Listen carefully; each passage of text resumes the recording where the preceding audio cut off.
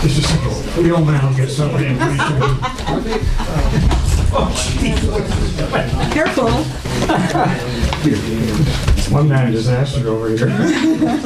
I'll let him know. How did you get this chair? It was there last time. Somebody moved it. You need a smaller chair? Mechanical things are not my strength. Send Ryan to all the board members? Yes. Okay. You ready? All right. Calling to order this meeting of the Montara Water and Sanitary District Board, May 15th, convening at 7:36. May we have a roll call, please? Director Slater-Carter. Present. Director Harvey. Here. Director Boyd. Here. Director Wilson. Here. Director Huber. Here. President's statement, I'll just mention, we've had more rain than last time I spoke about rain, but we're still well short of the annual average.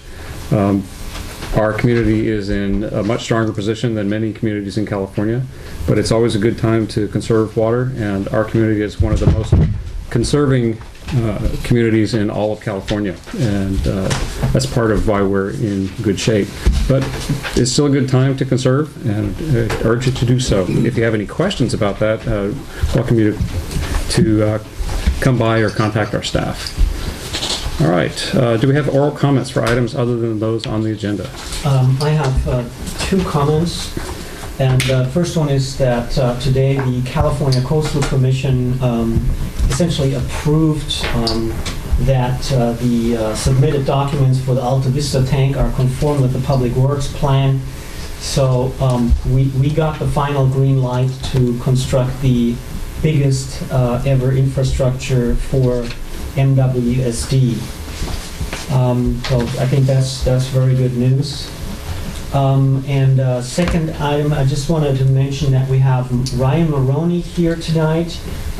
He is working together with our legal counsel, Dave Schricker, and in case Dave is not here and vacationing, will sometimes take over for Dave in this chair. So Ryan, I think got a chance to say hello to the board members already. Thank you. Do we have any other oral comments? Yeah. We have an item actually up. Oh, it's an item. Okay. Yes. Okay. Let's do it then. That'd be good. No public hearing. Any board member wish to pull an item for discussion on the consent agenda? Hearing none, can I have a motion to approve the consent agenda? So moved. Second. All in favor? Aye. Motion carries 5-0. No old business, new business. Item 1, review and possible action concerning possible leak adjustment for 148 Marine Boulevard. We're going to ask to move this item to a following meeting. Ran into some snags with the staff report with the actual assessment, and have to take a closer look and to come to a conclusion how we present this item. All right. Item 2, review and possible action concerning Sewer Authority Mid-Coast Side budget. So the SAM board now authorized the distribution of the Sewer Authority Mid-Coast Side joint powers budget to the member agencies for review and comment. At this time, we're just presenting the item to the full board. There is still a member agency managers meeting scheduled for tomorrow morning, at which we will have a further opportunity to discuss the budget with the hopes of streamlining the process of approval for all member agencies.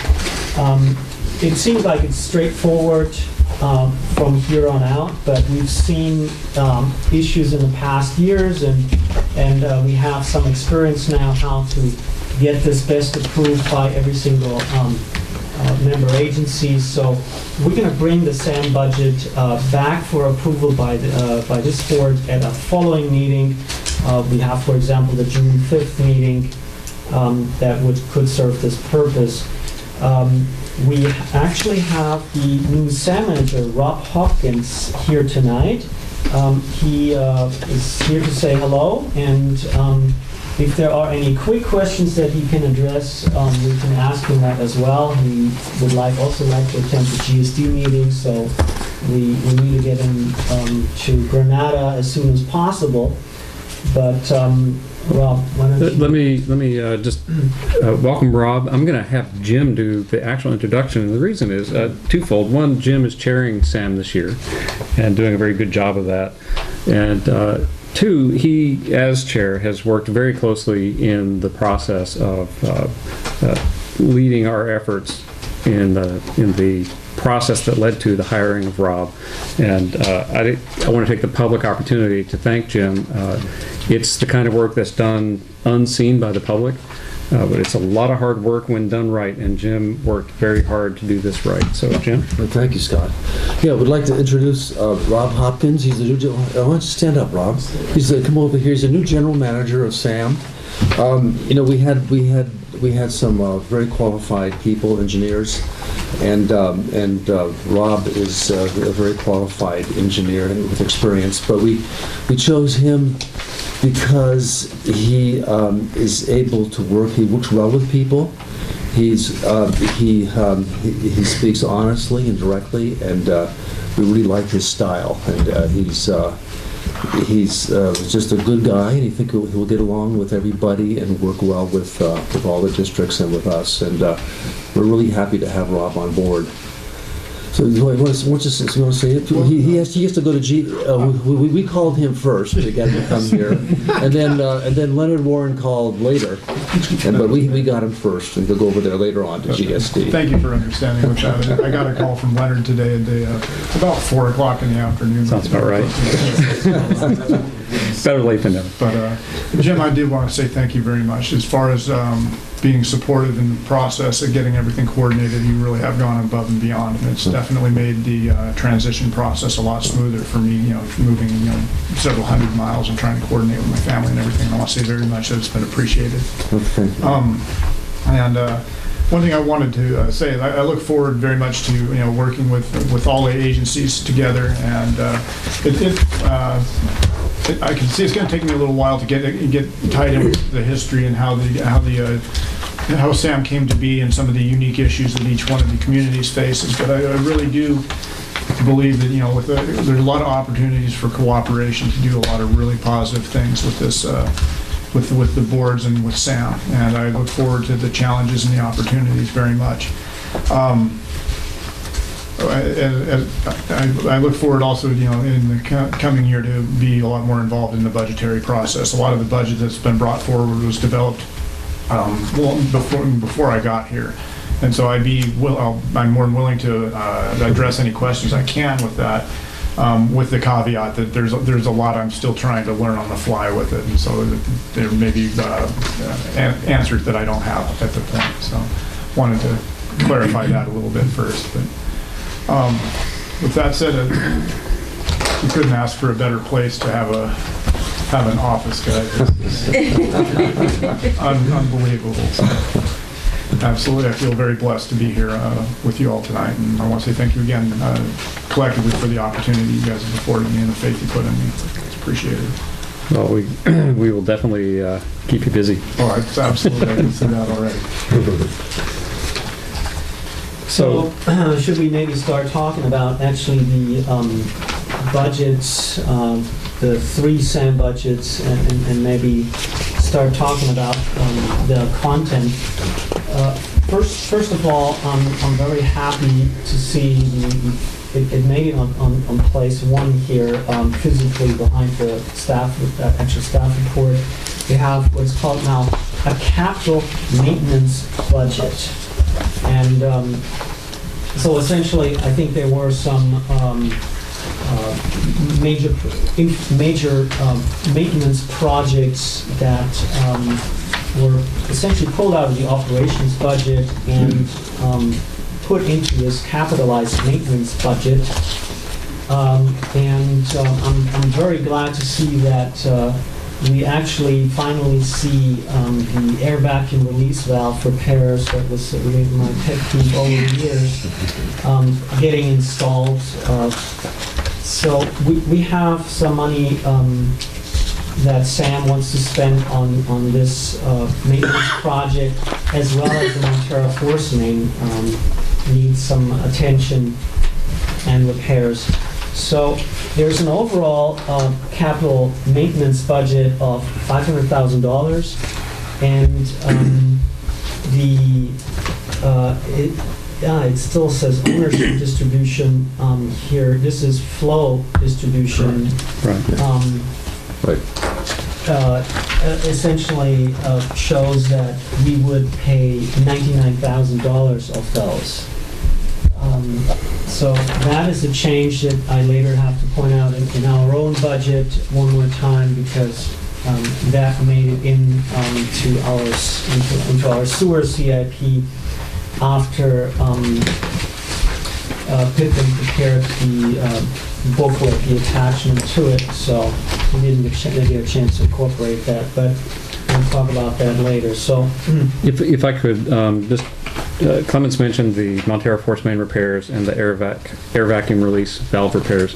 Just for the audience, most of what this agency takes care of is underground and out of sight, and these two are important, and let me tell you why. The Montara force main repairs are for a main line that runs from here at the facility up a hill towards south towards Half Moon Bay, but only goes as far as the end of Valamar Boulevard in Moss Beach. And there's another pump station, and it picks up and carries that material on further.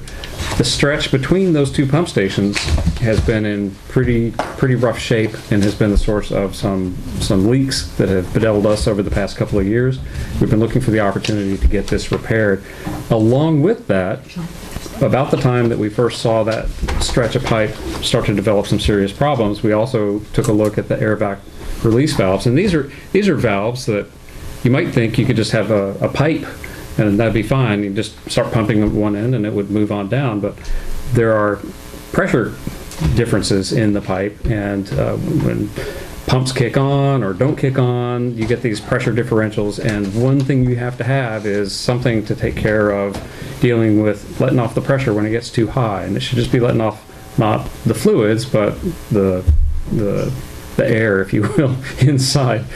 When these things get old, they get crusty and they stop working right. And we had one or two of these that were actually the cause of some leaks that we had a couple of years ago. And in the process of looking at that, we inspected a whole bunch of the rest of them, and we've replaced some of them. We haven't replaced them all. These are the remaining critical ones that need to be replaced. And I call this out because you'll never know what this stuff is if we don't tell you. But these are critical to keeping our system operating clean and safe, taking care of the people in our community, our natural resources here, and abiding by the laws that regulate us.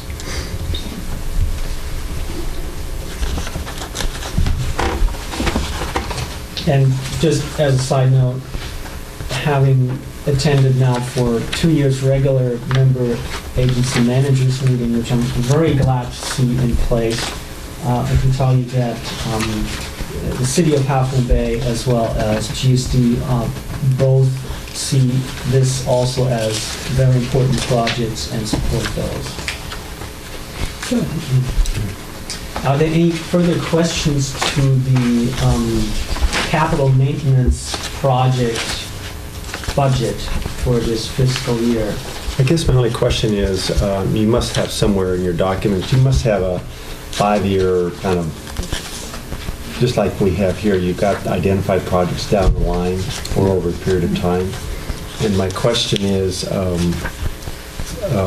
I don't need to see it tonight. It would be nice to see how we're projecting the projects over the period of time, and just assuring as we go down the line that they get captured over time. Correct. And one of the things we're working towards is either a 5 or a 7-year plan where we can really start organizing a lot of the activities so they have a a flow that's funded and is predictable for everybody. So that's definitely one of my first goals. Okay, so we're on the same page. We have We have what I would call a rough draft of that now in spreadsheet form that we've been looking at the SAM meetings. With Rob on board now, I expect that to very rapidly fall into less of a draft form and more solid that we can count on. One of the things that we've been driving towards for a long time is getting to where what's up in any given year for replacement is based, some of the things are just based on visual inspection. It's like you could tell it's wearing out and it's time to do something. Other things are nearing the end of their So-called lifespan. Right. And I've been pushing for a long time to get out of the mode of waiting until we can see that it's bad and into the mode of budgeting in anticipation of the end of life.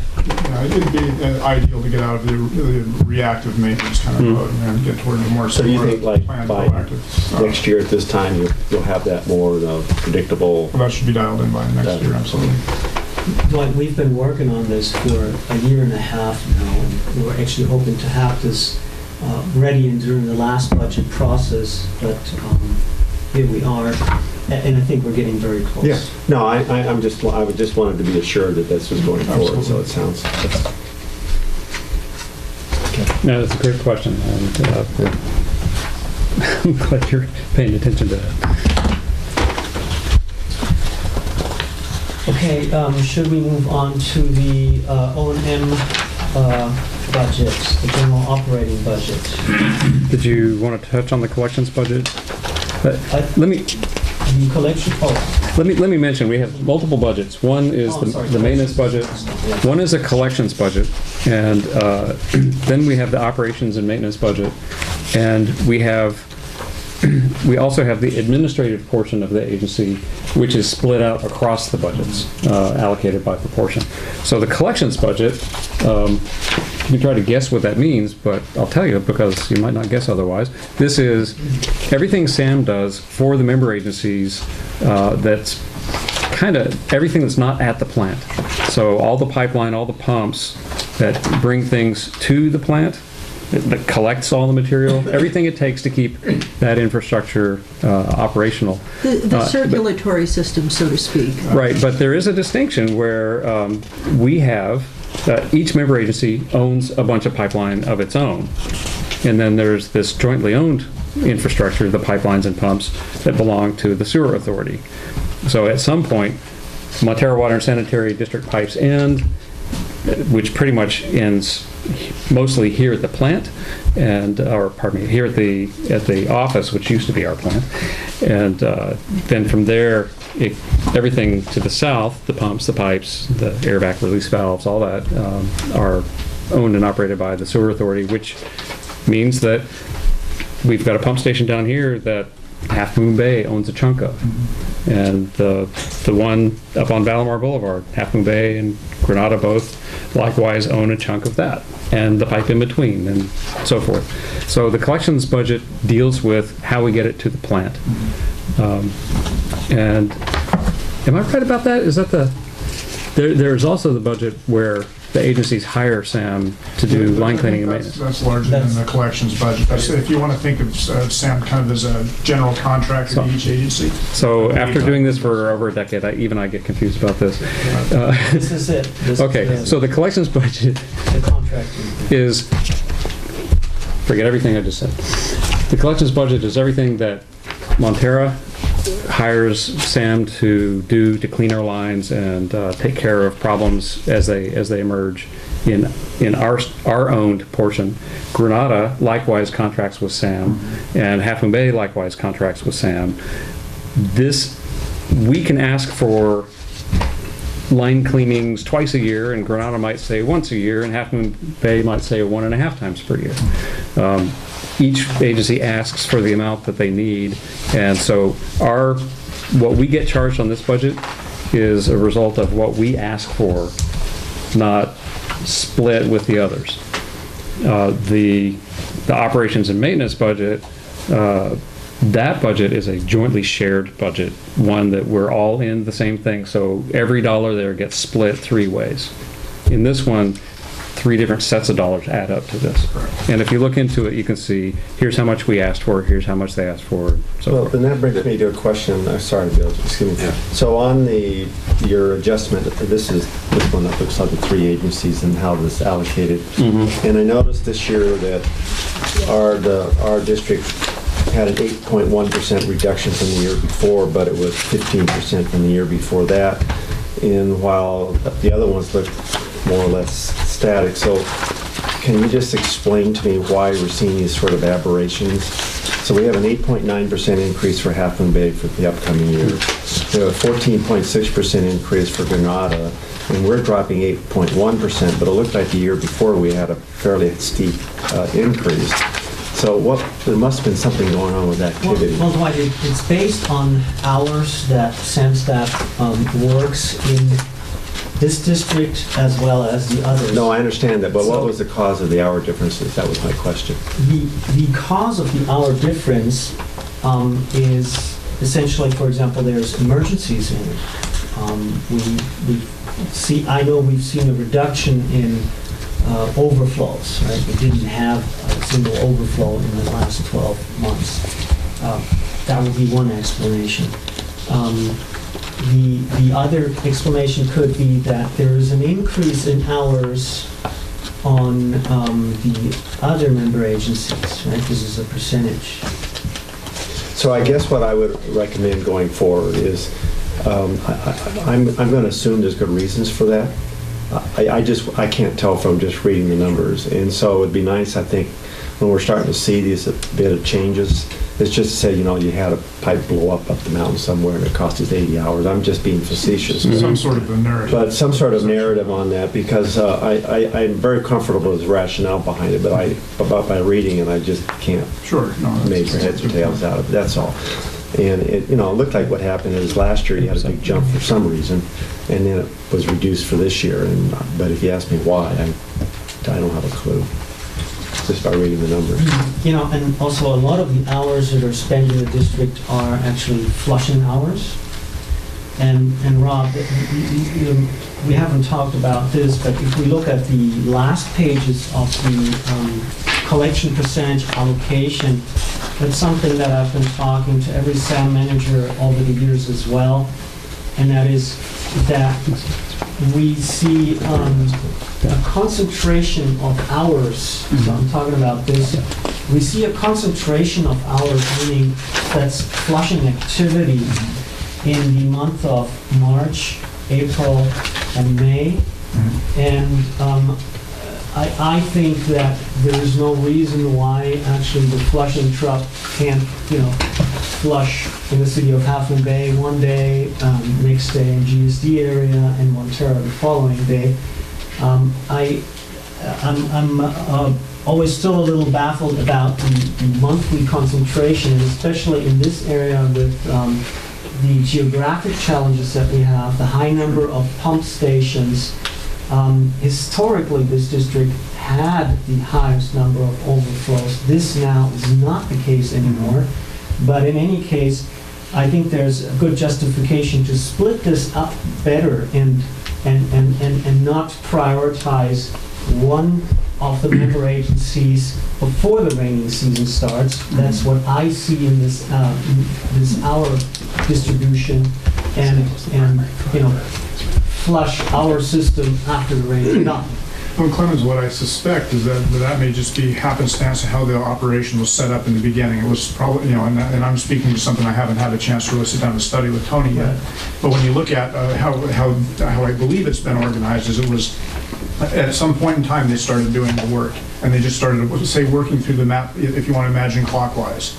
And that had a couple of months, and it's just been kind of tied into that rotation ever since. Now, I'd be more than willing to discuss, other options with that. I think that's totally valid. So, but as far as the actual rationale behind it, I don't think there's anything, if you will, nefarious about it. I think it probably had a lot to do with just trying to pound down an operational sequence, and that was just how it fell together. But that's my impression after looking into it for maybe 2 weeks. So there's definitely opportunity in there. One thing I'd like to be sure, just is said just super clear.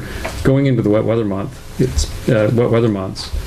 because of the way that it has fallen out, we go in with months of no cleaning of lines that could be the very things that cause us to overflow during the first When you get wet that weather big event. peak. And if we're load balancing across the agencies, it's going to be much more likely that any given line that might have snagged and caused an overflow will have been cleaned much more recently. Yeah, and when my philosophy overall is you look at this, and Sam's job is risk management. We want to manage the risk of to public health first, and then it's to risk the environment, and then it's Right. fiscal risk, and so you kind of prioritize things.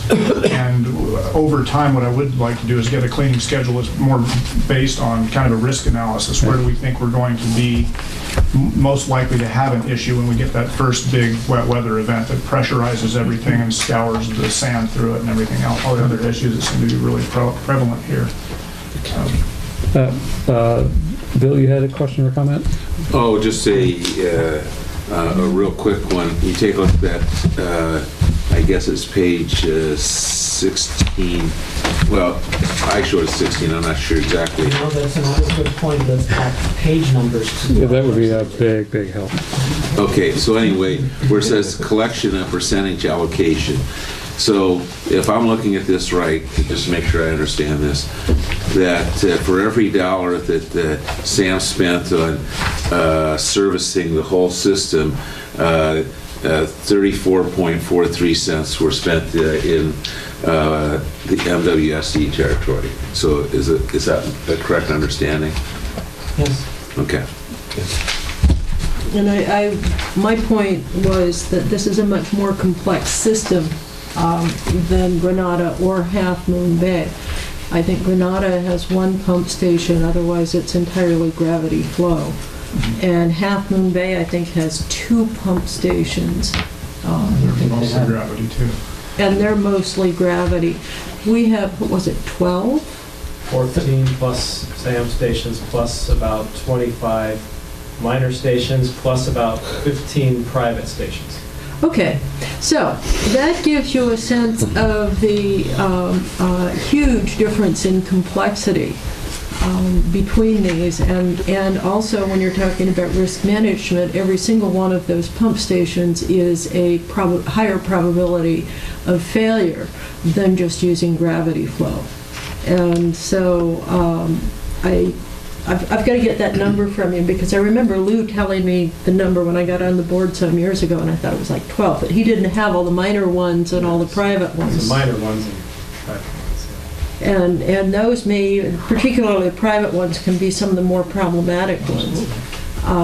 And so we're very fortunate that Clemens and Sam do such a good job keeping all of these things functioning, because our bills could be quite a bit higher. Okay, let's move on to the next section.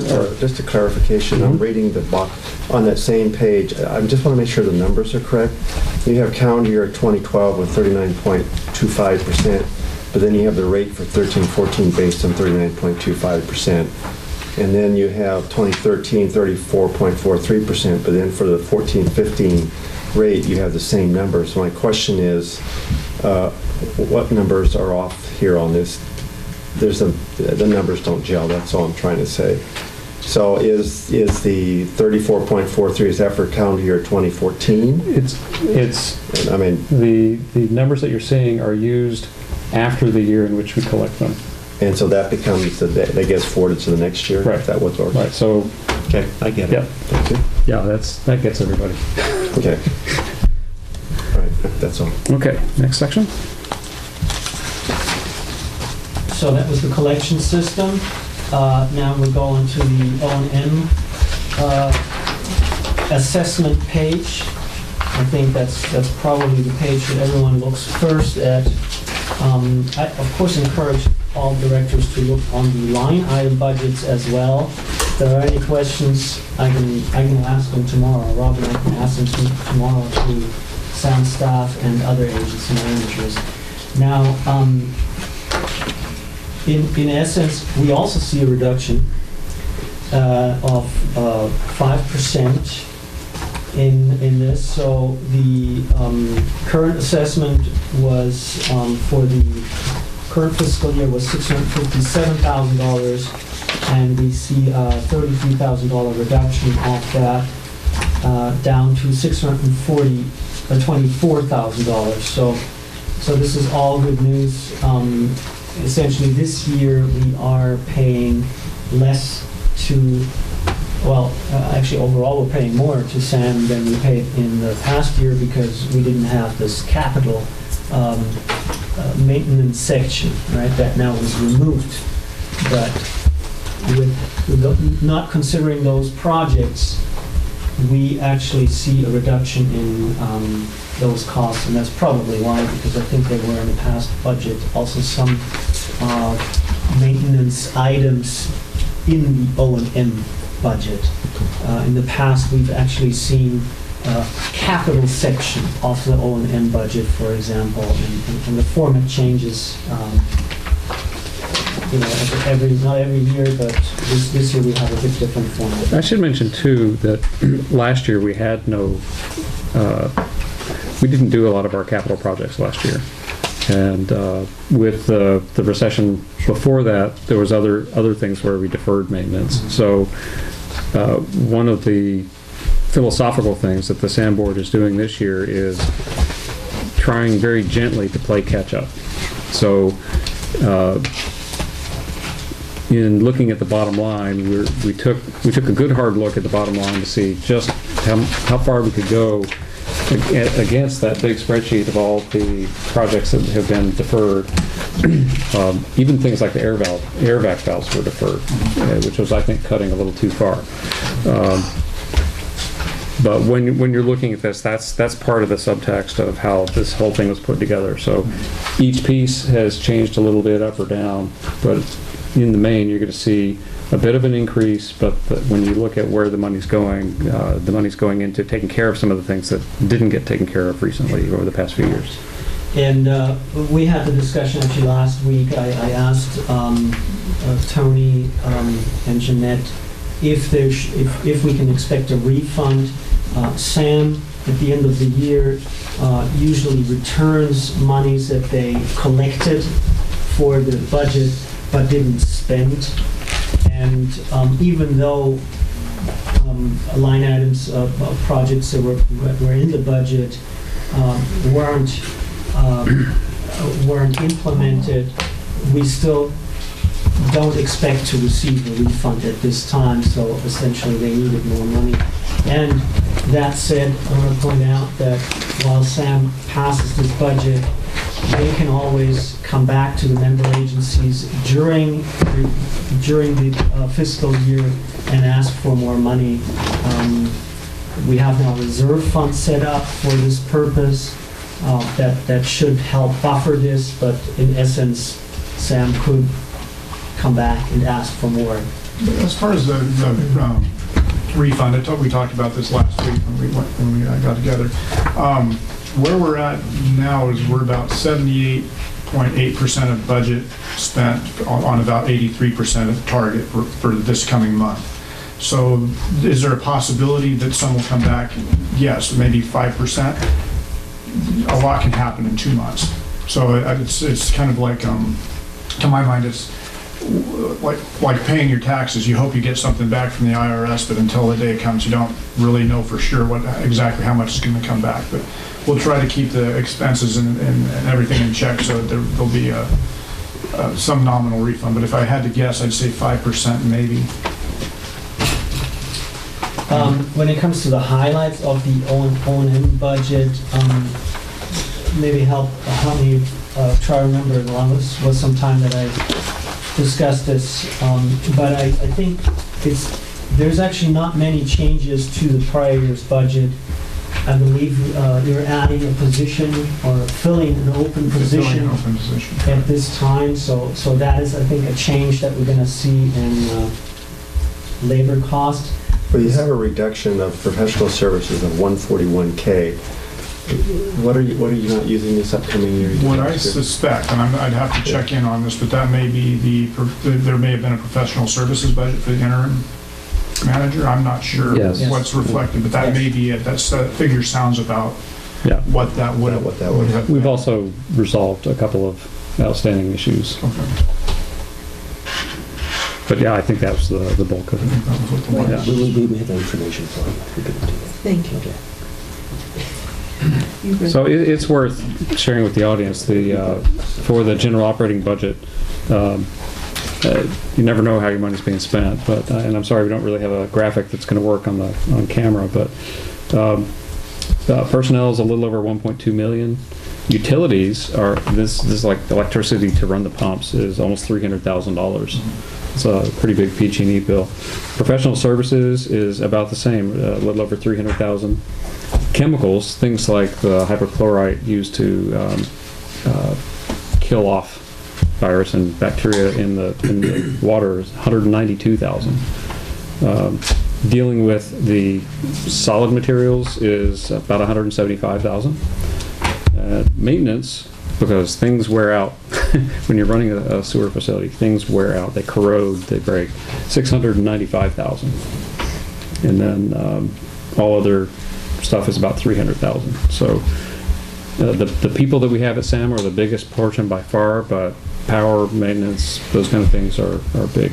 I think in general, your personnel costs are going to be one of your largest costs in the public agencies. That's been mostly my experience. It's just that's your labor and benefits cost. But should mention too, we have to cover how many miles of coast side and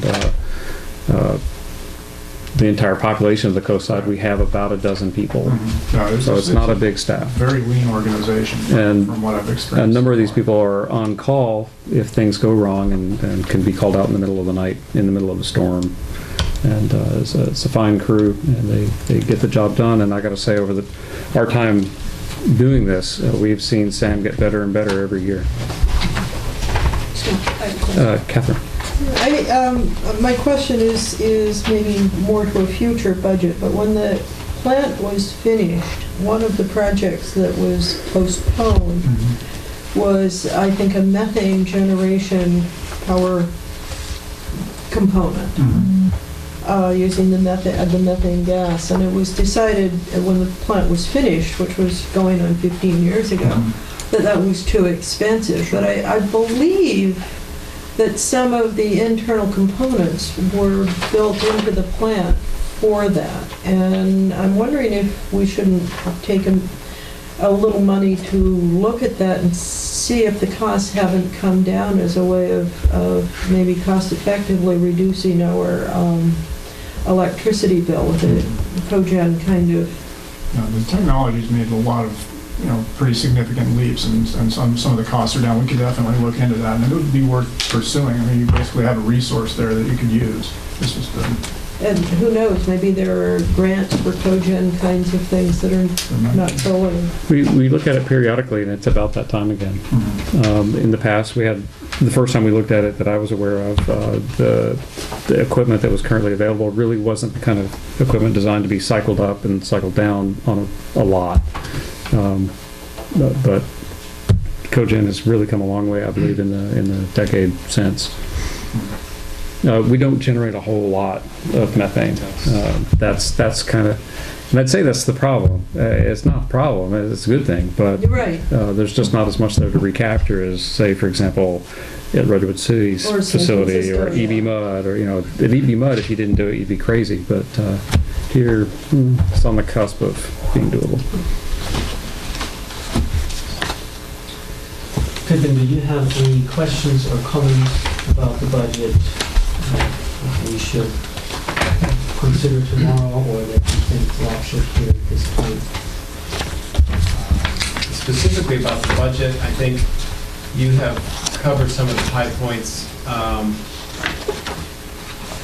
think the development of the separating, clarifying what is capital maintenance is important, and how that's prioritized. I know one clarification that, maybe this is just a general comment for the public, but I think one of my questions would be is that when that capital project list, as we've identified, those are very important projects, they're just recommended projects by the SAM staff, because I would fear that if certain projects are put in there and if somehow something comes up that's an urgent change, that these items are recommendations, they're not locked into approved projects with a capital P, so you can't spend the money on something No, else. you don't tie, that's really when you look at a CIP plan, that there has to be some aspect of it being a living document. Yeah. Because, nobody has a crystal ball and can look forward and say, well, we won't identify something where we can want to go, oh my, oh Lord, we better deal with this right now, and that can kind of supersede that. I think that's something that happened several years ago in SAM budgets, is that the money would be put into a box, and, well, we can't spend it on this because it's supposed to be spent for that. And then they don't get around to spending it.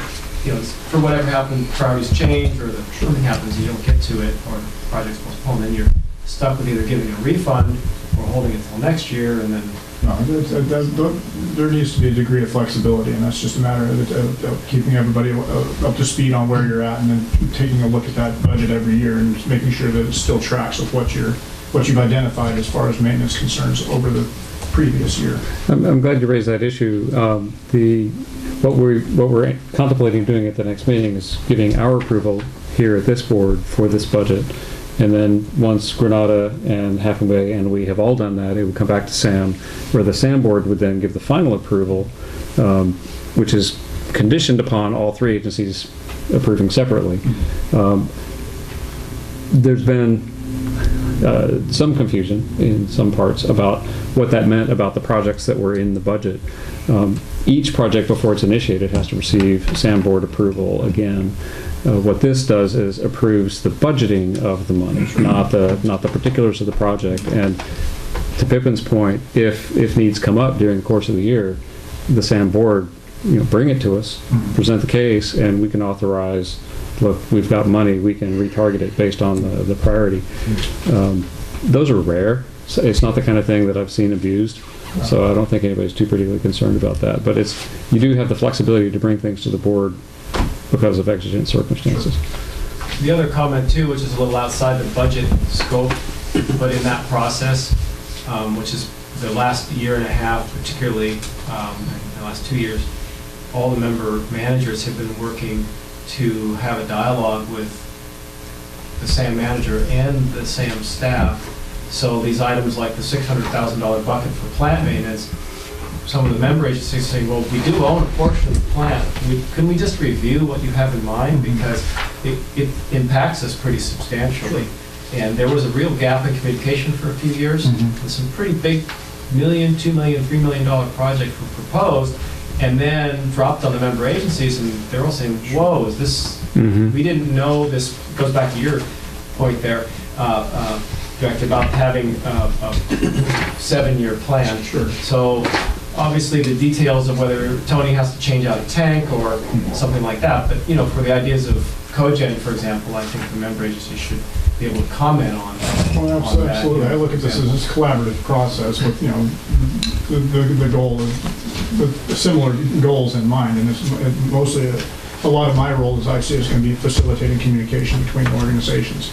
My first experience working with the Joint Powers Authority, where I'm reaching out to 3 different organizations. I run community services district, so it's a little bit different, not being really so much 100% in the driver's seat, but I think a lot of communicating back and forth, I think, is going to be key, and I think we in relation to what Pippin just said, we've had a year and a half where we had a interim general manager, and now that things are stable, that Rob will help us out. I think that those problems won't arise again. I would say your training and your experience in the communication, even though at the CSD it was not the thing you were needed for, but I'm sure they benefited from it. But here, communicating between the agencies is tough because you're going to go to each of our meetings, and each board is going to try to talk to you like you work for us. It's a weird thing, but you actually work for the SAM board, which isn't here right now. Right. But we are very much interested party, so it's a really good opportunity to communicate and to share and to help you understand too when you see us, the 2 members here down at the SAM meeting, to know where a lot of this is coming from. Where a lot of the concerns are being generated from.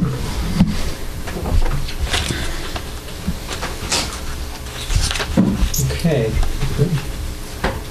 All right, so we'll bring this back at the next meeting for proposed ratification? Is that? Yes, we're going to have a discussion tomorrow, and if all member agency managers agree, we've seen in the past that there were some changes needed and some revisions still to have to be completed. We want to be sure that everybody approves the same budget, because we've seen hiccups there as well. So I think after tomorrow, we can just essentially say, this is what everyone is going to take and approve, yes or no. We try every year, best we can, to get that done before we see it here. If we can all get on the same page. And I think in many respects we are. We covered a lot of the really critical maintenance projects. I think we're all agreed that these are right on top. Yes. And because it's been a time of transition over the past year, we decided let's just, the overall budget seems to be fairly well dialed in, doesn't require a whole lot of change. Let's do largely an approval of last year's budget this year, adjusted for a few costs here and there. Right. So this is, for anybody who looked closely at last year's, this should be very familiar. Going forward, as we anticipate, longer range planning, I bet we can start to alter it a bit, but I think this one is pretty well designed for tomorrow's meeting to go pretty smooth, and hopefully we don't have to have the typical House and Senate collaboration to hammer out the bill. Well, the point is we can make some adjustments, let's say add page numbers and correct little typos here and there. It's important to change the version number on it immediately so that we all recognize what is it that we have in front of us, and all member agencies approve the same. And as long as all member agencies approve the same board won't have any issues if now the budget is a slightly different one than the one that they sent out for approval. Okay, so I think, are there any further questions? Catherine? I have a small suggestion, and that is if you're tracking versions, keep a log that goes with them as to what's been changed. Absolutely. So that people don't have to go through and look from page to page to see what has been changed. Absolutely. That's appreciated. In the times where we've had the summary of the changes up front, it's been very helpful. And change bars if we can do it, but the summary is really the vital part. Absolutely. All right, well, with that, we don't have any action asked for on this, right? No. All right, So Ron, go ahead and go if you want. Thank you for coming, and and if anybody, if Leonard Warren asks you why you're late, just tell him it's our just blame it on me in particular. No, I was going to say blame it on me because I'm not on the SAM board. Oh, no, I feel better if you blame me. Go with our blessings and send our greetings if you would. Thank you, I will. And if any questions come to mind, please, send Clemens or forward them to me or whatever, and I'd be more than happy to answer them and get back to you on specific issues if you'd like. So, all right, thanks, Ron. thank you very much for your time. Thank you and welcome. Thank you. All right. So next up, review and possible action concerning district budget and capital improvement programs. So we've prepared draft water and sewer budgets and also capital improvement programs that we want to present here to the full board. The draft budget has been reviewed by the Finance Committee and is now presented to the full board. We made some slight changes that the Finance Committee is aware of that we added into the budget, with exception of the capital improvement programs that essentially the Finance Committee hasn't seen those in that form. Real quick, the numbers that I think need to be stated right up front. The budget contains a suggested water rate increase of 5%. This is up for discussion. This is a draft. This is what staff is suggesting. Also a suggested sewer service charge increase of 3%. Again, that needs to be approved or revised and then approved by this board. Both increases are essentially to cover the increased capital needs in the coming years. The labor-related costs are expected to increase by 5% this year. We go into these hopefully in detail during the discussion. One of the big changes that I want to point out this year is that our accounting firm, Mace Associates, is heavily involved in the budget development. In the past, that was done by staff, and in the past year we've seen some significant board member involvement. This is now developed between me and Peter Mace, Peter Medina from Mace, and he's here and is standing ready to chime in at any time. The sewer service charge needs to be approved before August, so we will schedule a public hearing for the June 19 meeting, at which we hope we can all agree on what the sewer service charge for the next fiscal year is going to be.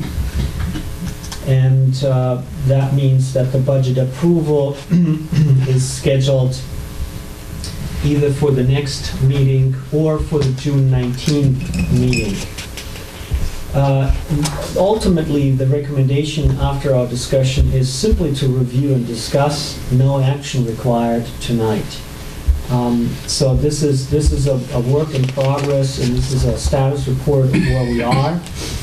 And of course, we welcome all suggestions here. Now, we have, when we got into this, a combined budget that is very rough snapshot of the large numbers on page 1. And the following pages are actually the water budget and then the sewer budget. Integrated into the water budget is the water CIP. Integrated into the sewer budget is the sewer CIP. So I'm suggesting that we deal with both budgets separately, and I'm actually suggesting that we take a look at each category separate, first under water and then under the sewer budget. Go through this. If there are specific questions about line items, I encourage everyone to ask questions. What we also have now, by the way, is detail pages to each line item. Hopefully that cuts down on the number of questions, but again, feel free to ask as detailed as you can, and we will try to provide the answers. So let's start with the operating revenue that is now on the water side.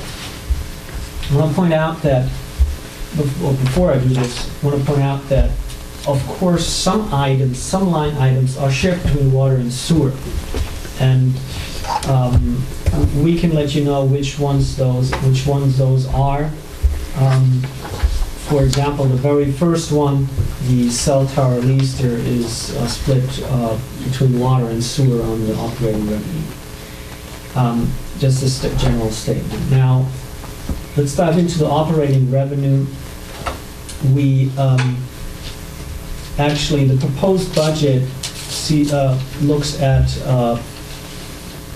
operating revenue of roughly $2.12 million for the water side. That is essentially fees. That is the operating revenue. There are also other revenues that we'll discuss later. It's essentially category fees. We have property tax receipts are a big category in this. And of course, we have our water sales, and that is variable and fixed charges combined. So those come up to roughly $2.12 million. Are there any questions about the operating revenue And that assumes a 5% increase. The, yes, that would be essentially in the water sales with the 5% increase included.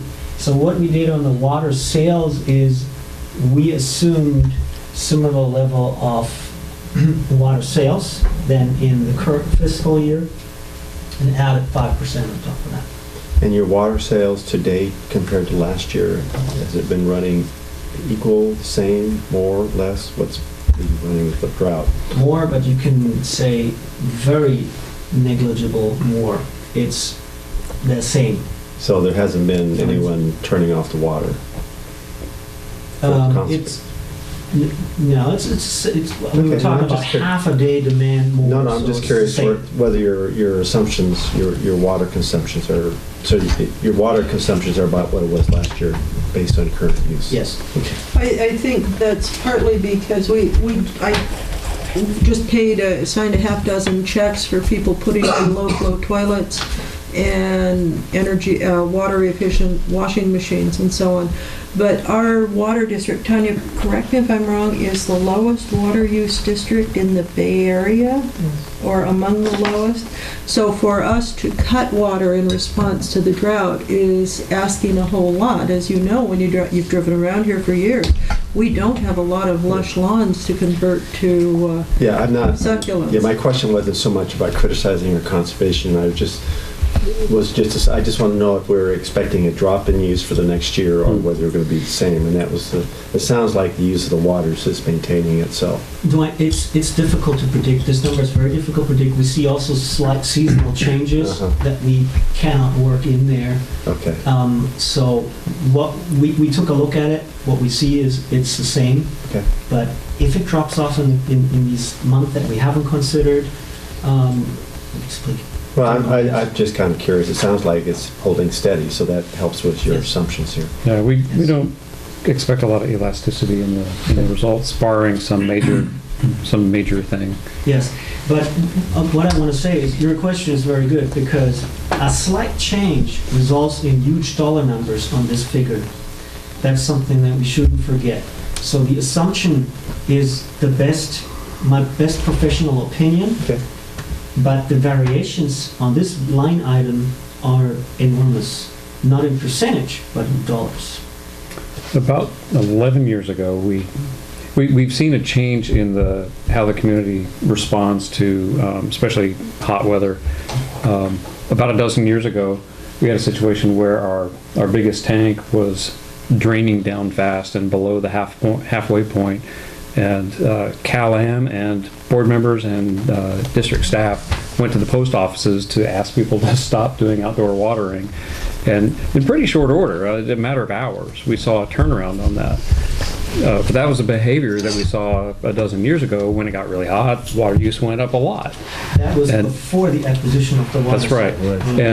And over the past decade or so, the community has really dialed it in to be pretty tight on the water use, and you just don't see a lot of the wasteful use that we used to. And for the benefit of the public, I know you didn't ask it like, but for the benefit of the public, I want to chime in on Catherine's comment. Our per capita demand is around 64 gallons per capita per day, which is, we haven't found a lower per capita demand in any water agency in the entire state of California. So I can't say that we have the lowest in the state, but I can tell you we have looked extensively and we have not found a lower per capita consumption in California. So that's something that we really should highlight here. Any further questions to the revenue on the water side? Maybe I should say that one of the big factors here as well is the fees, not necessarily here, but it's coming up, the way we calculate the fees. We assume 10 new homes and 2 well conversions. Okay, this is based on essentially the past month since the Public Works Plan amendment. It's also, what also goes in it is, I'm in contact with the real estate community, with potential buyers. I get a lot of phone calls, requests for information. So we know from the county what is coming down, what's already in the pipeline. So again, this is my best guess on what we would see. While this number is here not that significant and wouldn't change the fees substantially, when we later look at the connection fees, that's a different ballgame. So it's also something that is very difficult to predict, but the dollar amounts that are associated with it are huge. So if we, how conservative do we have to be in this estimate? I can tell you that there's no, essentially, I'm not conservative on this item.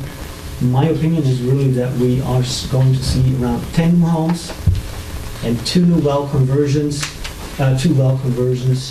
That's of course based on current policy. Okay. Any further question on the operating revenue? We're talking about 4810 water sales. Pillar Ridge, you're showing that you're estimating a revenue of $150,000. Yes. I don't quite understand how you got that. How did you get that figure? Well, first of all, we have an analysis. We received an analysis from the water engineer. Okay. That we utilized in this, but the analysis that is attached to this, I mean, you have it in front of you. Yeah. Is not considering the latest consumption of the Pillar Ridge Park. Okay. And if I compare the numbers with the latest water consumption in the past 2 years, with that analysis, I came to the conclusion that we can safely add $20,000. So I'm repeating the math that the engineer did. Okay. With different information, which is partial information, but I'm extrapolating and saying that I expect 150,000, and I think the engineer's estimates is around 130,000. The calculations were around 130,000 or so. Okay, so it doesn't track this page on Pillar Ridge current billing and Pillar Ridge post-consolidation billing. The ones coming with the latest data being fiscal year 10 and 11? Yeah. Yeah.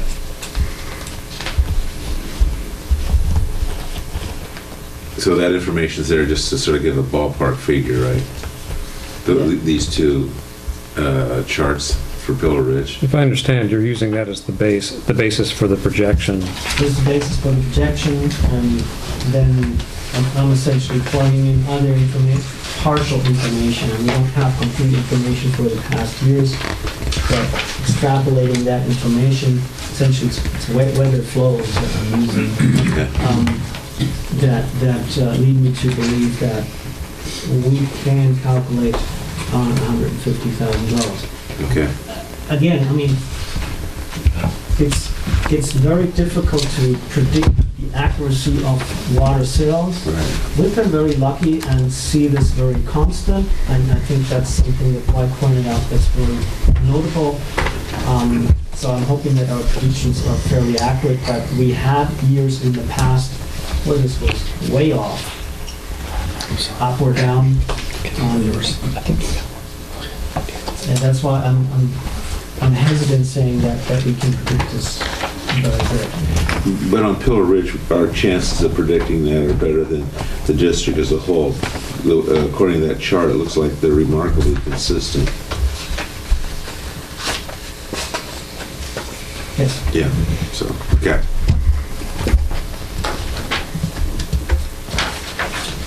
Okay. Now, operating expenses. Well, I do want to point out that the total operating expenses in 13-14 were budgeted significantly higher at 1.7 million. We're looking at $1.3 million of total operating expenses. I can assume that we should probably go through some of these more detail.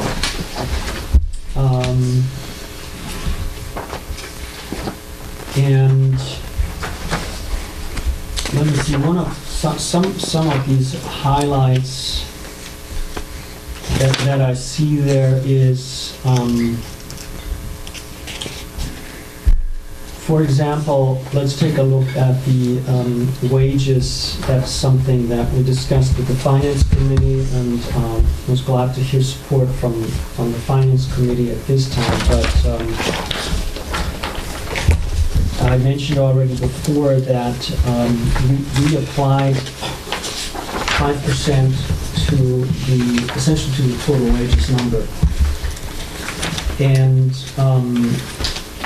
that is from how I came to the 5% was essentially assuming a step increase of 2.5%, plus the cost of living expenses that we applied in the more distant past to calculate the COLA was February to February. Now, this board authorized an increase of 3% in this February. That was due to the fact that the employees have not seen cost of living or other increase over a 3-year period. Essentially, that was supposed to be negotiated with the union. The union disengaged at the end of the past calendar year, and then subsequently we asked for an increase. So at this time, this is still under review, so we might come back during the fiscal year with different recommendation and more discussion to the board about this, but this time we are suggesting a 5% overall increase in wages. What's also calculated in this is a $50,000 addition of what I believe is our increased staffing needs for the Pillar Ridge acquisition. So essentially half a position, I think, is what we will need to run this facility. And so we added $50,000 on top of that.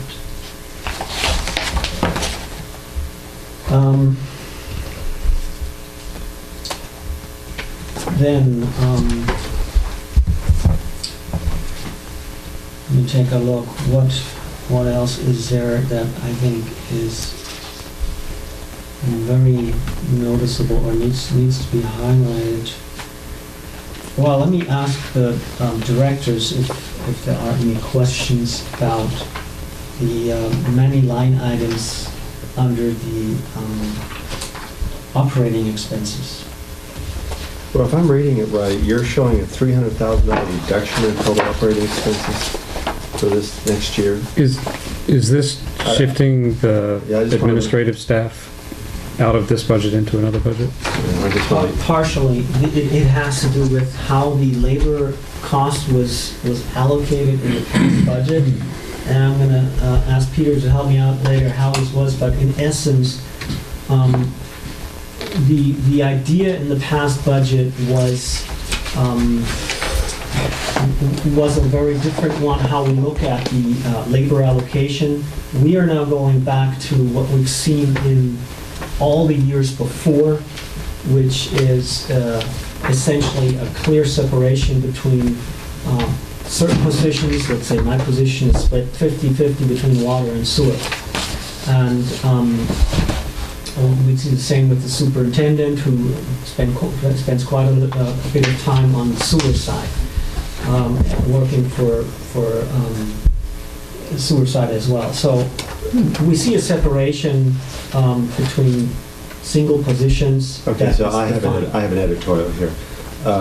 Whenever you go into major financial adjustments, which is what you're doing, which is fine, I really would like, there should be an executive summary that indicates that because of the accounting, how we're accounting, we should be able to note it. So the following accounting changes have done the following.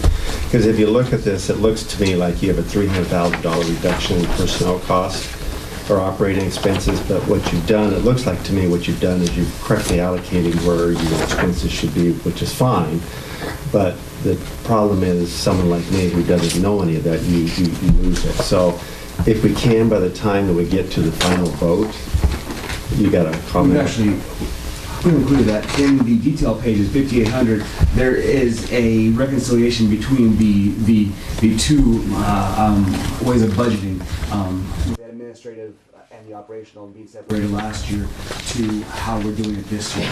I think the point that Dwight is making, that the big ones should be bubbled up to a summary page on the I think the a summary start. page is a good idea. Is that Yeah, all I'm trying to say is I'm sure you have it in here somewhere. Believe Right. me, I didn't have a chance to go through all 108 pages, but to your point, Scott, and is what I'm asking for is you just summarize that in Right. a front page summary indicating exactly what you've done. think I that's like very what you're good. doing.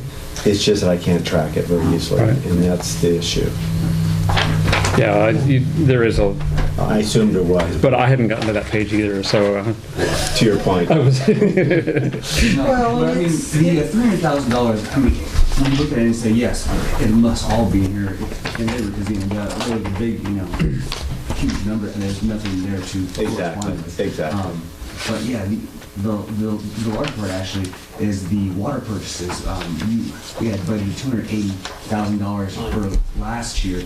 That was the anticipated legal dispute over at the airport, which was actually paid in fiscal year 12-13. So that was an expense that was in that period. So there was actually no expense needed for that. So I mean, $230,000 was cleared up. That really is going to account for a large part of the $300,000. Yeah, I just got to reiterate the I audience. understand. If we could just have Absolutely. I mean, I think it's good for the public to know so they're not digging to page 58 like Scott didn't get to, and I didn't either, so I'm in the same boat. But that would be helpful. No, and that's I to Catherine's point too with the appreciate that. the sample budget page numbers. That'd be really helpful. It would. On these too, as a matter of fact. I gotta say, I like that you have the answers at the ready. That's really good. No, that is good. It's I like, appreciate you could have said, give me a minute. No, but instead it was quick on the answer, so thank you. Okay, so we're still on 5,800, right? If you want so, we are. Okay, so Excuse me, what?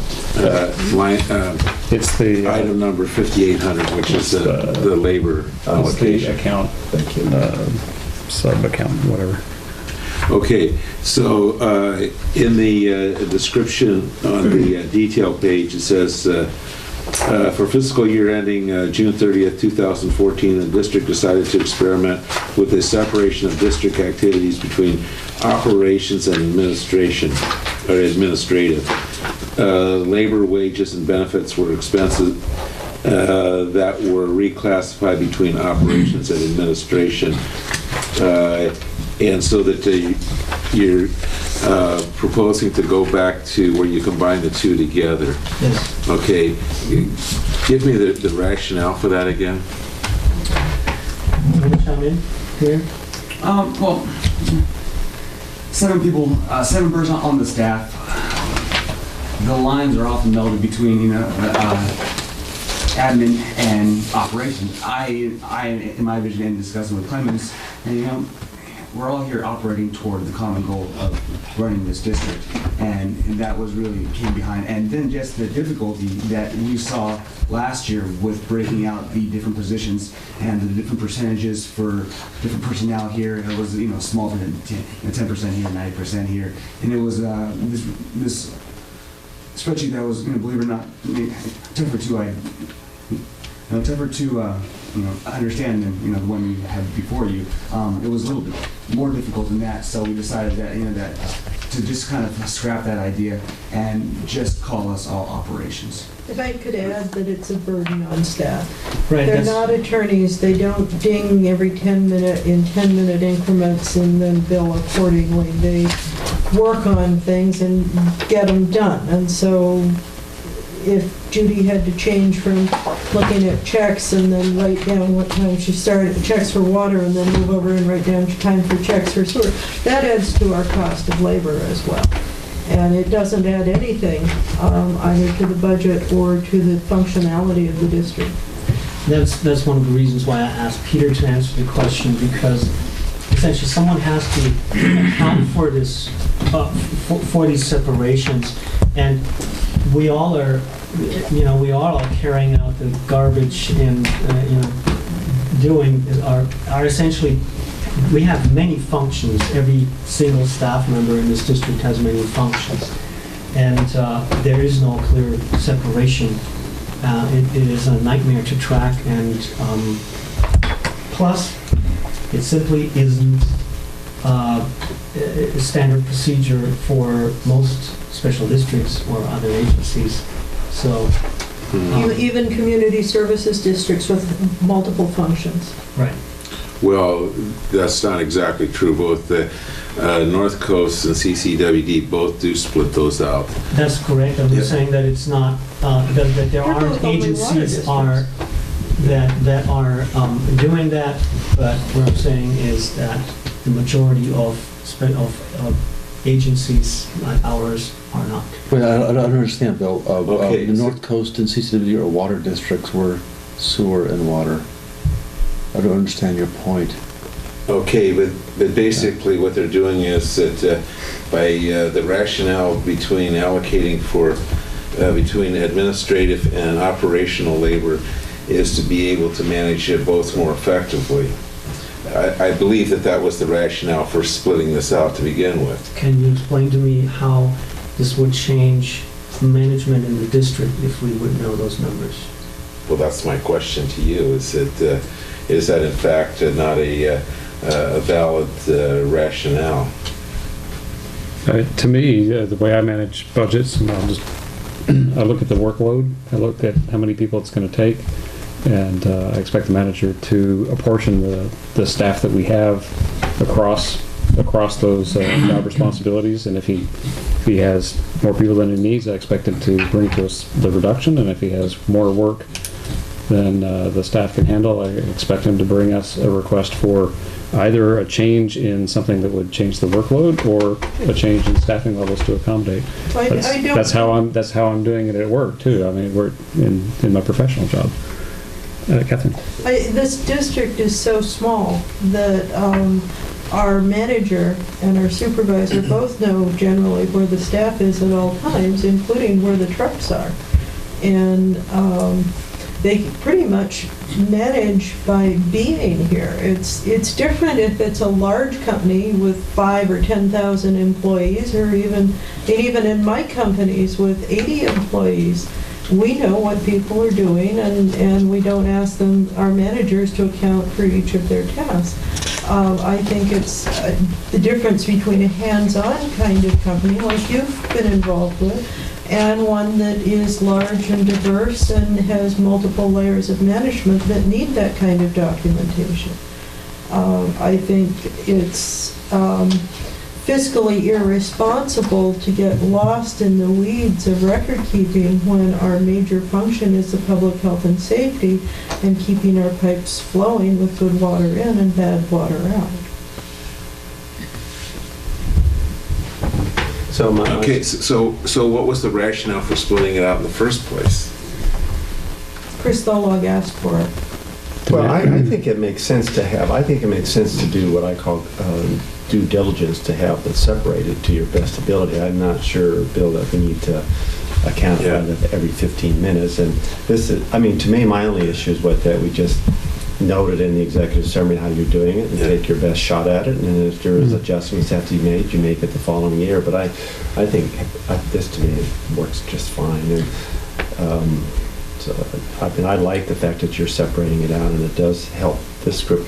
The other thing, on the nickel dime department, I noticed that the board is only costing $5,000, which is an all-time low, so you can note that in your executive summary.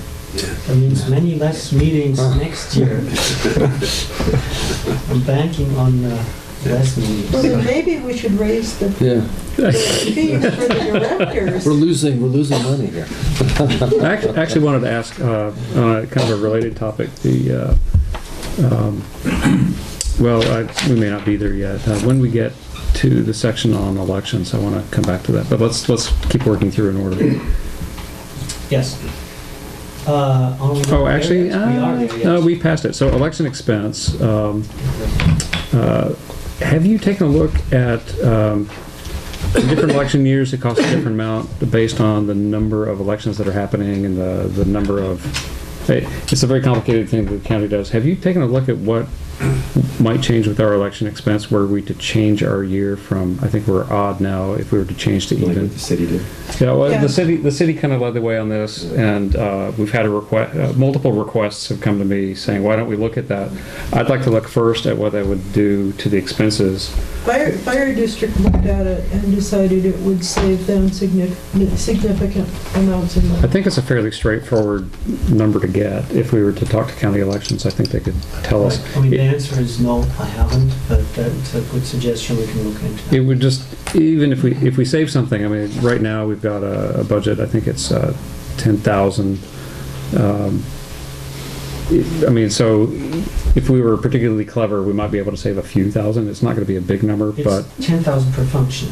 So the election cost that we, So with 3 board members, it's 30,000? no, I'm sorry, it's 20,000. Do we have 10,000 per per function in there? seat? Is it per?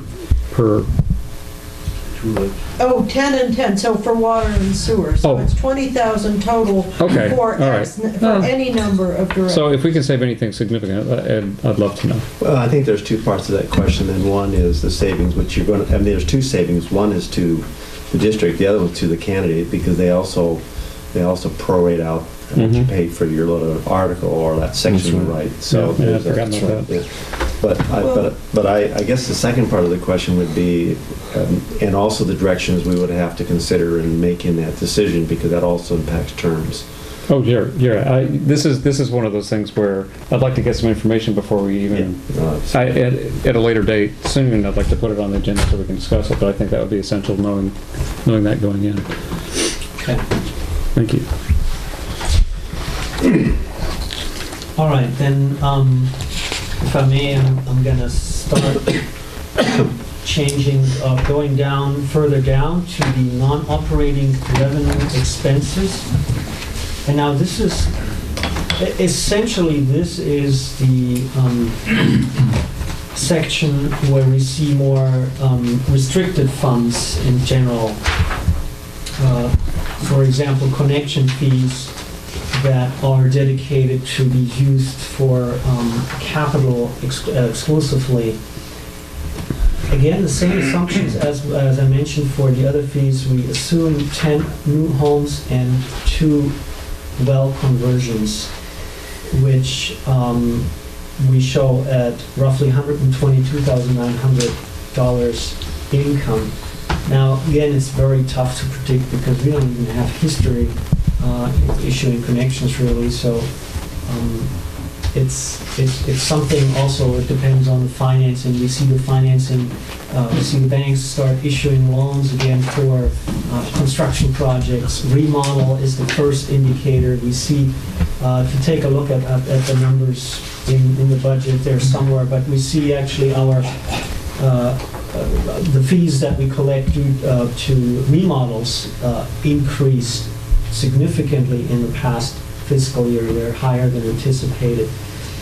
So it's a number that's fairly difficult to project, and I also think we need to maybe take a look if we can further encourage well conversions, and we're looking into that as well, of course, at this time. So this reflects current policy, and hopefully this is a number that can be increased. So I want to say, I can't tell you if it's very conservative, but I believe that there is a certain, there's a certain, I'm hesitating for raising this number up at this point. Hopefully we see more income on the connection fees. Can I ask a quick question, Clemens? Just so I understand, the general obligation bond assessment receipts are the same for successive years.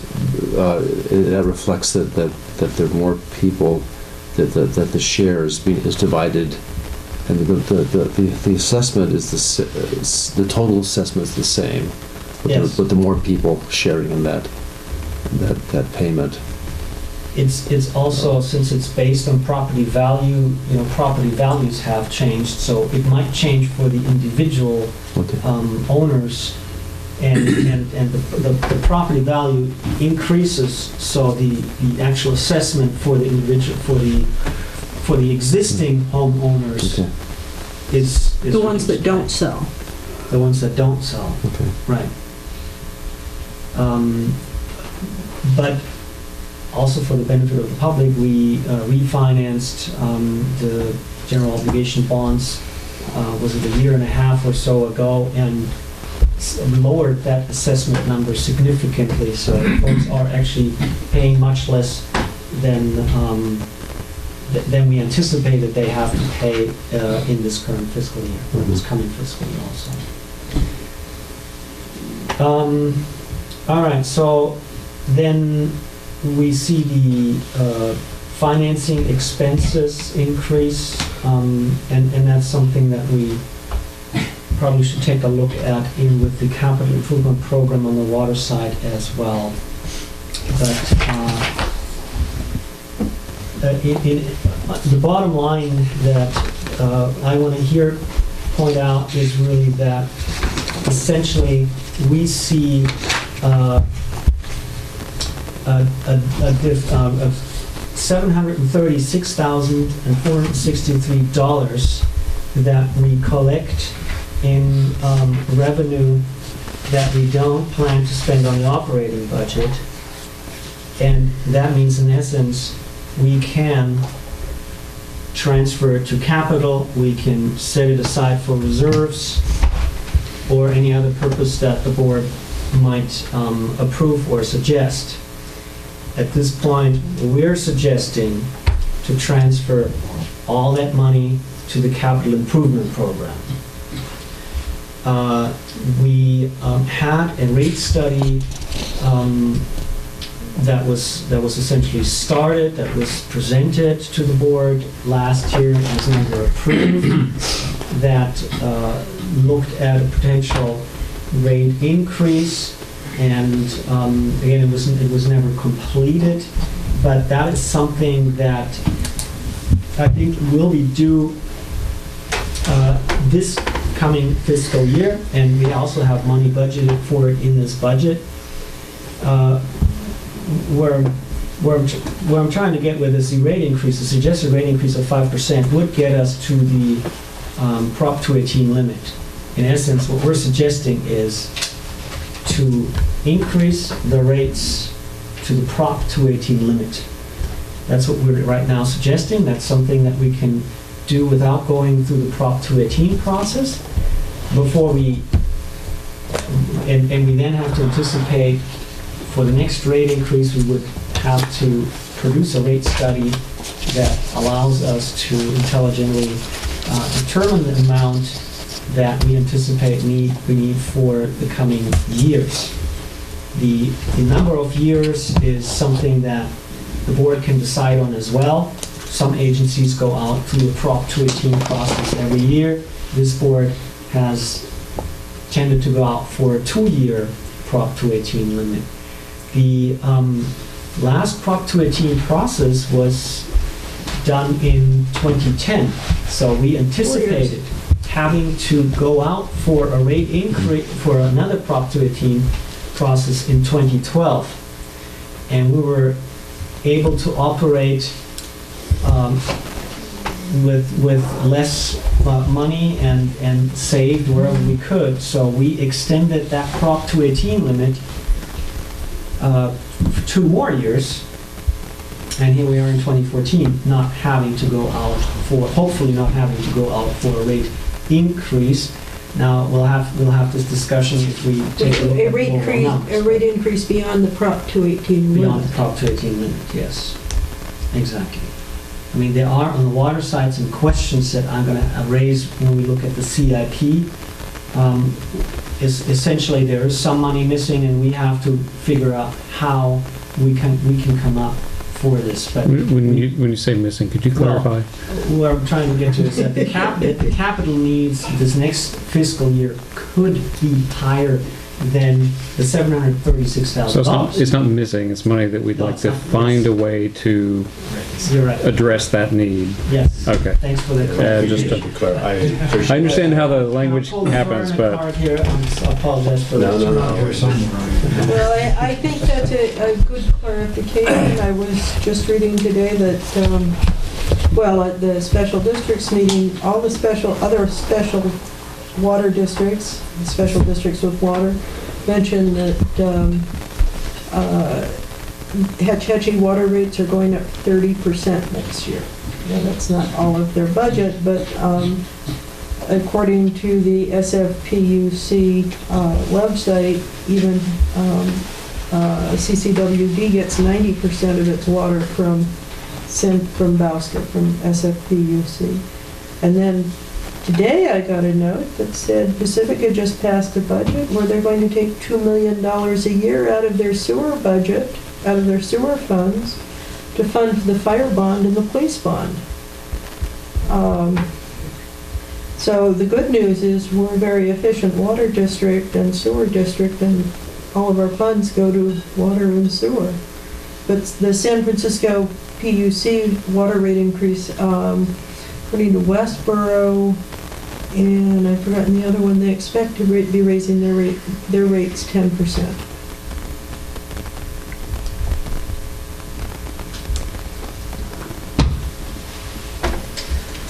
Okay, well, are there any questions to the non-operating revenue financing expenses at this time?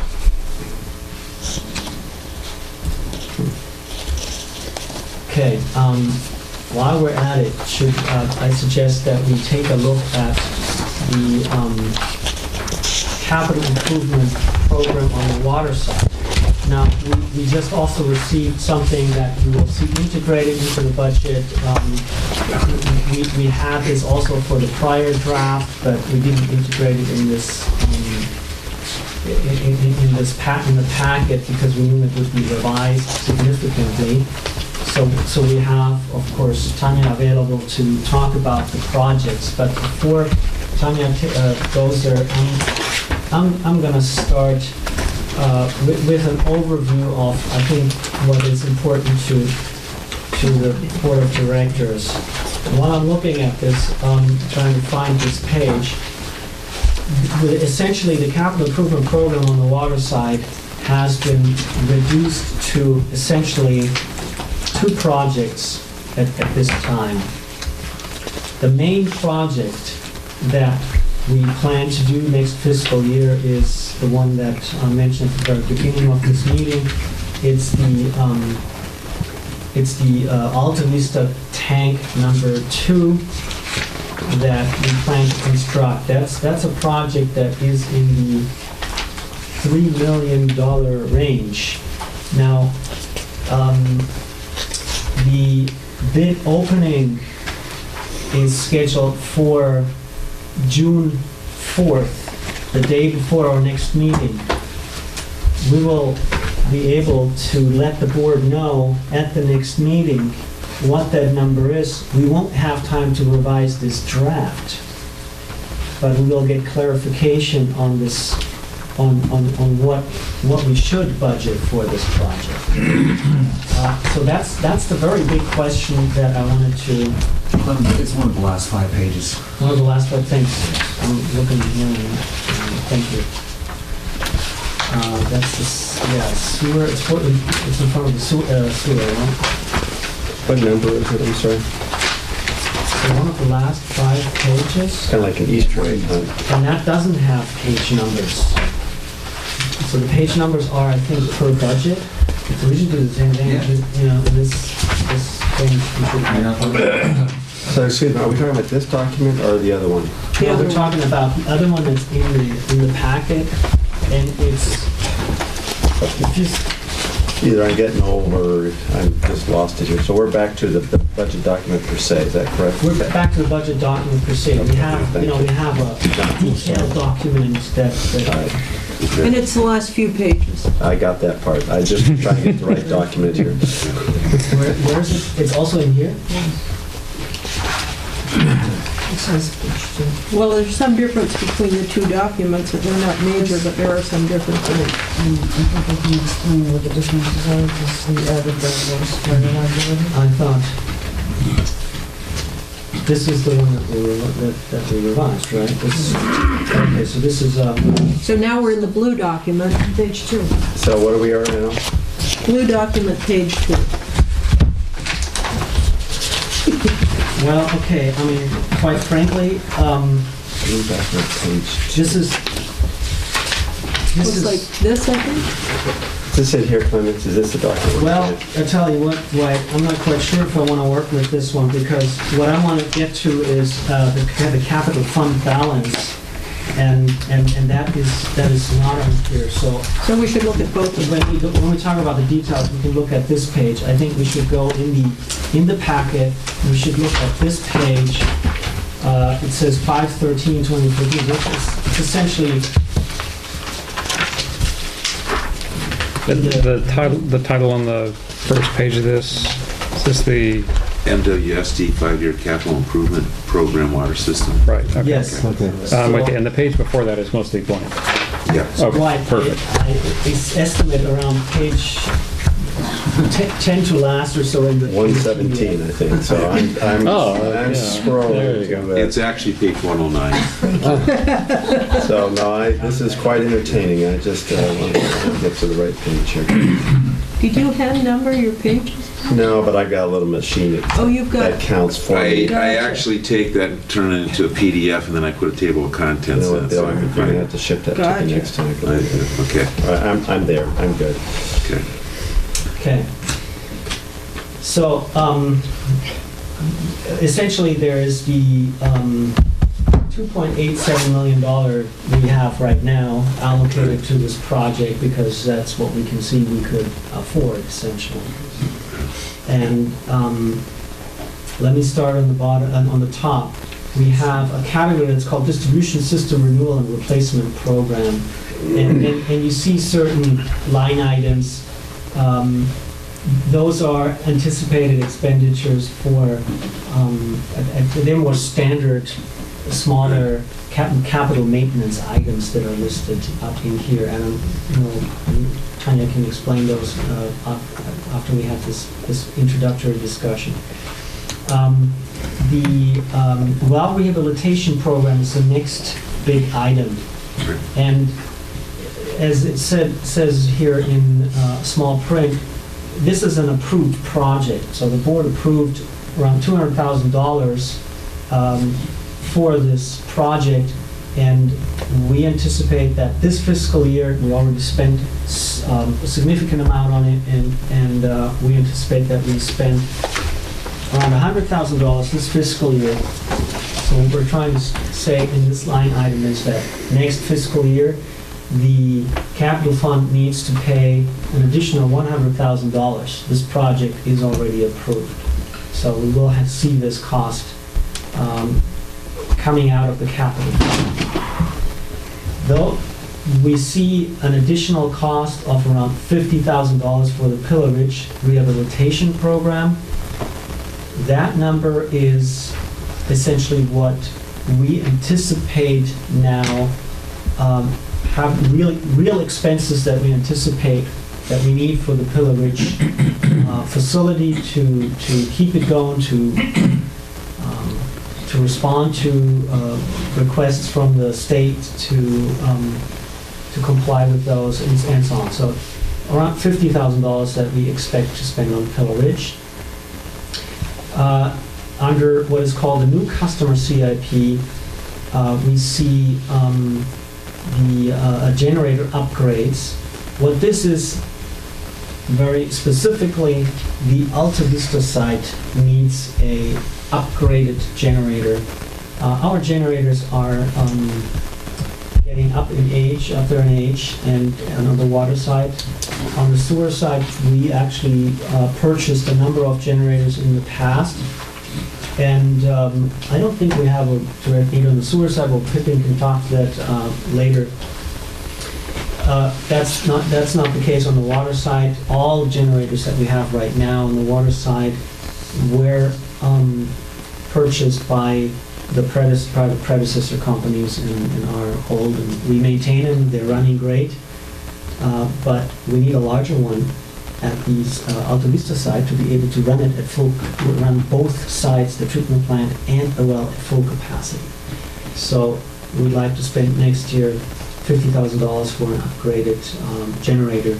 That's a good amount that we learned that for a similar size generator, we were able to purchase a similar size generator for the suicide. So I want to now go through the capital fund balance. The beginning balance this year is $250,000.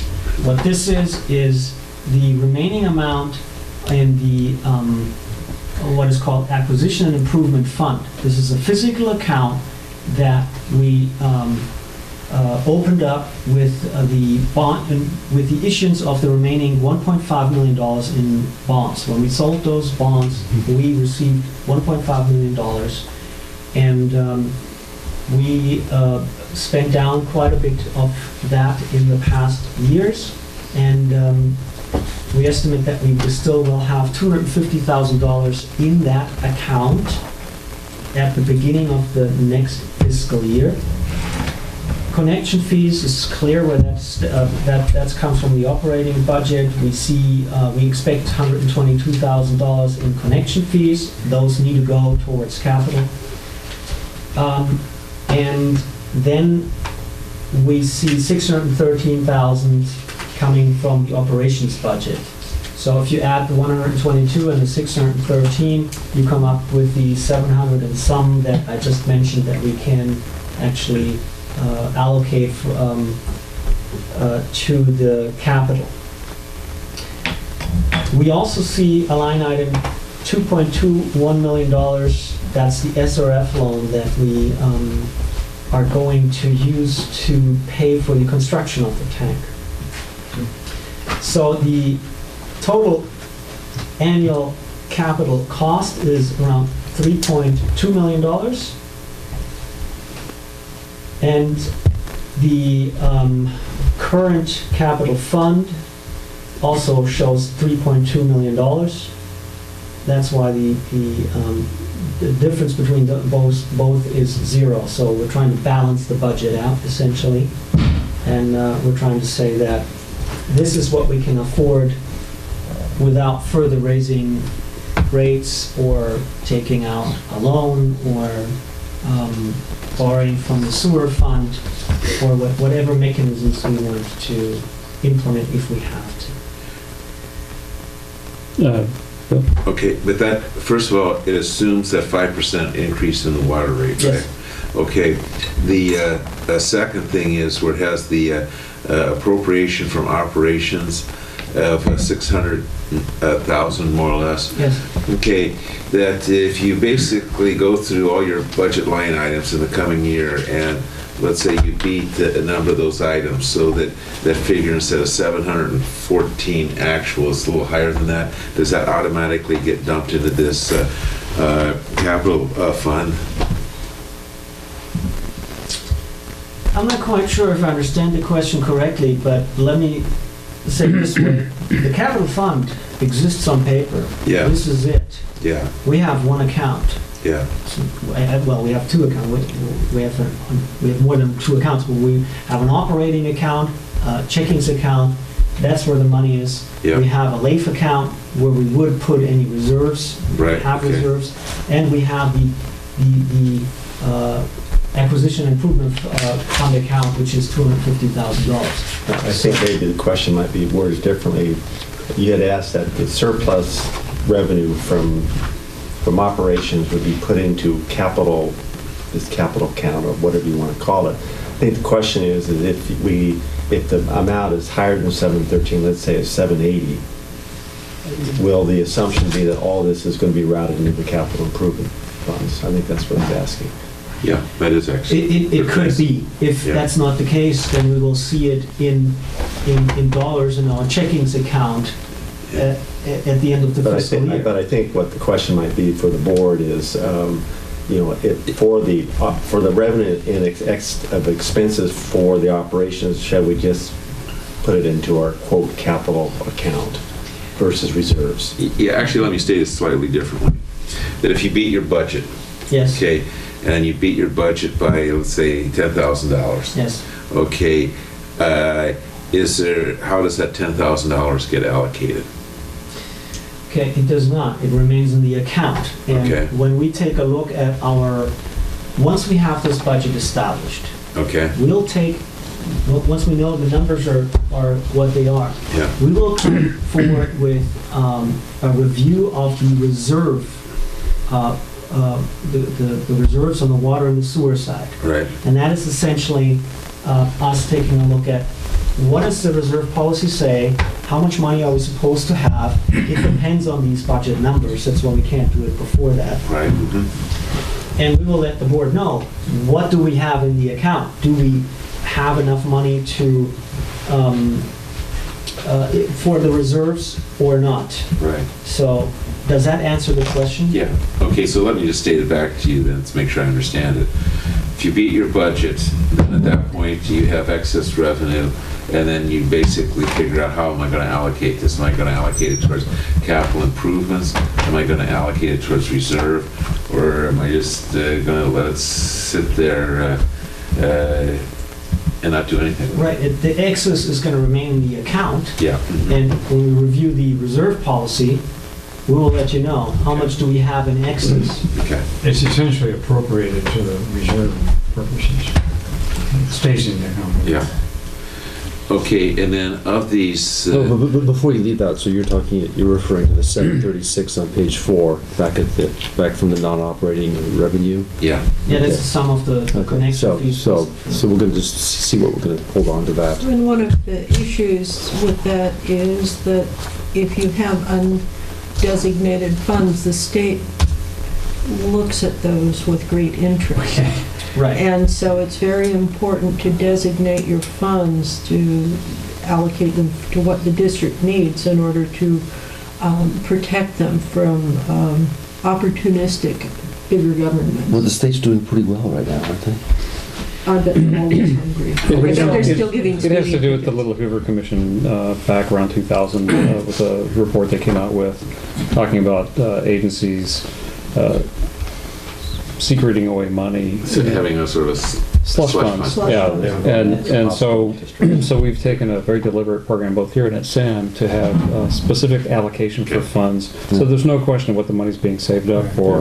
In fact, to your question about the long-term capital improvement program, we can go ahead and collect money, set them aside, and say, here's a line item in the capital improvement program that this money is being collected for. Okay, then the other one, real simply, is that existing consumer CIP distribution system, have any of those been approved already, or is that something that still needs to be approved? Well, In other words, the mechanical system repair and replacement, 10,200, has that already been approved? Has any of those been approved? no, I mean, Okay. we're presenting a draft budget, and Okay. we'll bring it back to, for approval at a later time. With the exception of that well rehabilitation? That is a project that has been approved. Okay. It's an in-progress project, It's right? a in-progress project. Now, Okay. the mechanical system repair, or these distribution system renewal and replacement programs, I want to point out, those might be, those might actually be very, very small projects Yeah. that the board might not see. These might actually be expenses that the accountants later capitalize, Yeah, okay, right, for example. okay. So, back to the reserves. Yeah. The water side does not have existing reserves, besides the money that we have sitting in the account. So we'll take a look at after we approve this budget, at what level our reserves are, but I can tell you they're not going to be adequate. There is different types of reserves that we should have, and the connection reserve is a simple administrative process that we go through. We have those. It's essentially the 122,000 that we collect. We show that we allocate those towards connections. We will have enough hopefully enough on the operating reserve, but on the capital reserve is where we usually have too little money. So this board needs to think about how we build up reserves in the future, and that's something that needs to be addressed by a rate study, essentially. I can tell you that the way I'm looking at the financial needs for this district is that we're at a peak of financial needs. This large project next year is essentially the largest that we ever had. After that, I'm thinking that we have to hunker down. I don't say that we have to delay capital improvements, but it will be much more focused on maintenance and less focused on putting stuff in the ground.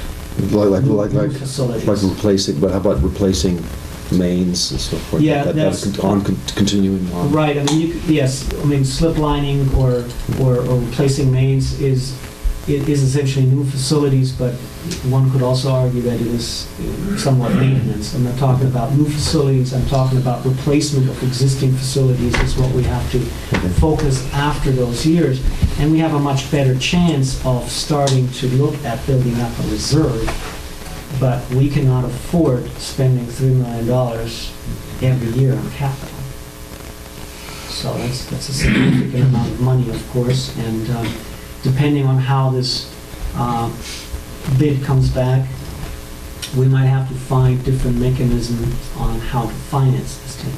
The life expectancy of this tank is 50 years or more. Right? Which is up considerably over the original design plan. What was life expectancy on the steel tank? It wasn't quite what the concrete tank has a longer. Oh, yeah, definitely. Concrete tank is a 100-year tank.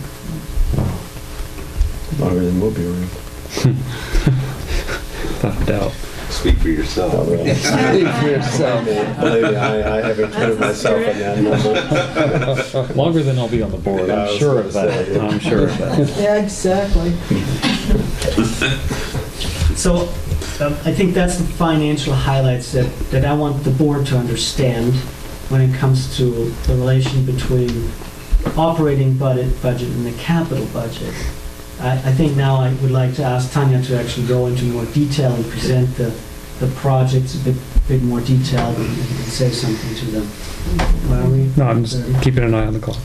I'm not going to be taking a lot of time, but I do want to point out one thing.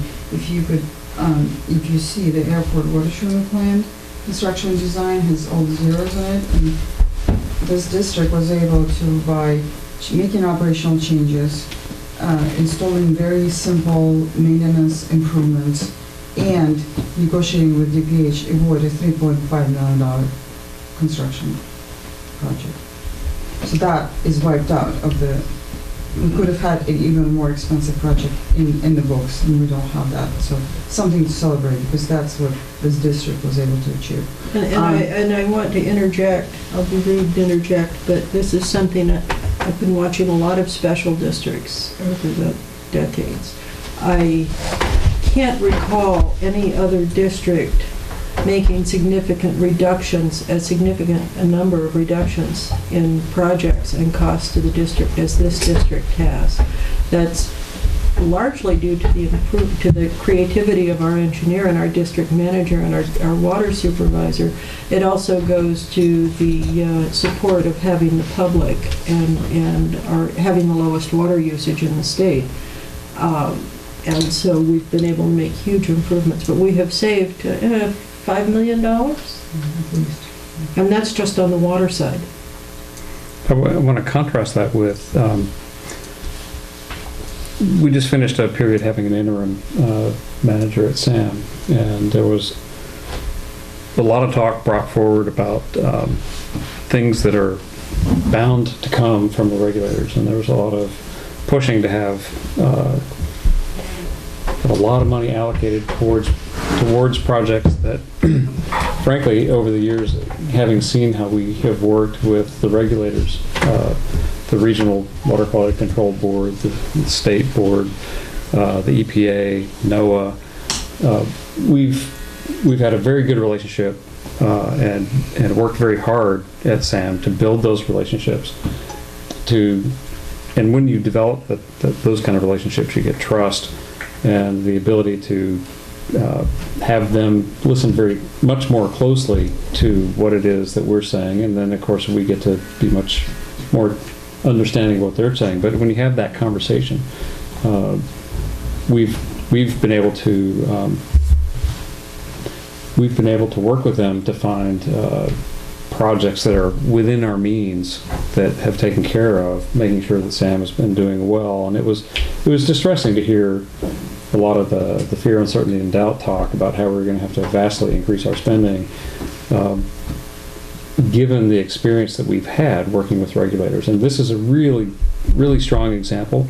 Earlier at the opening of the meeting, we heard about the Coastal Commission giving us an approval. Tanya was telling me about how that went. Tanya and Clemens knew when it was on the agenda, so they showed up early for that.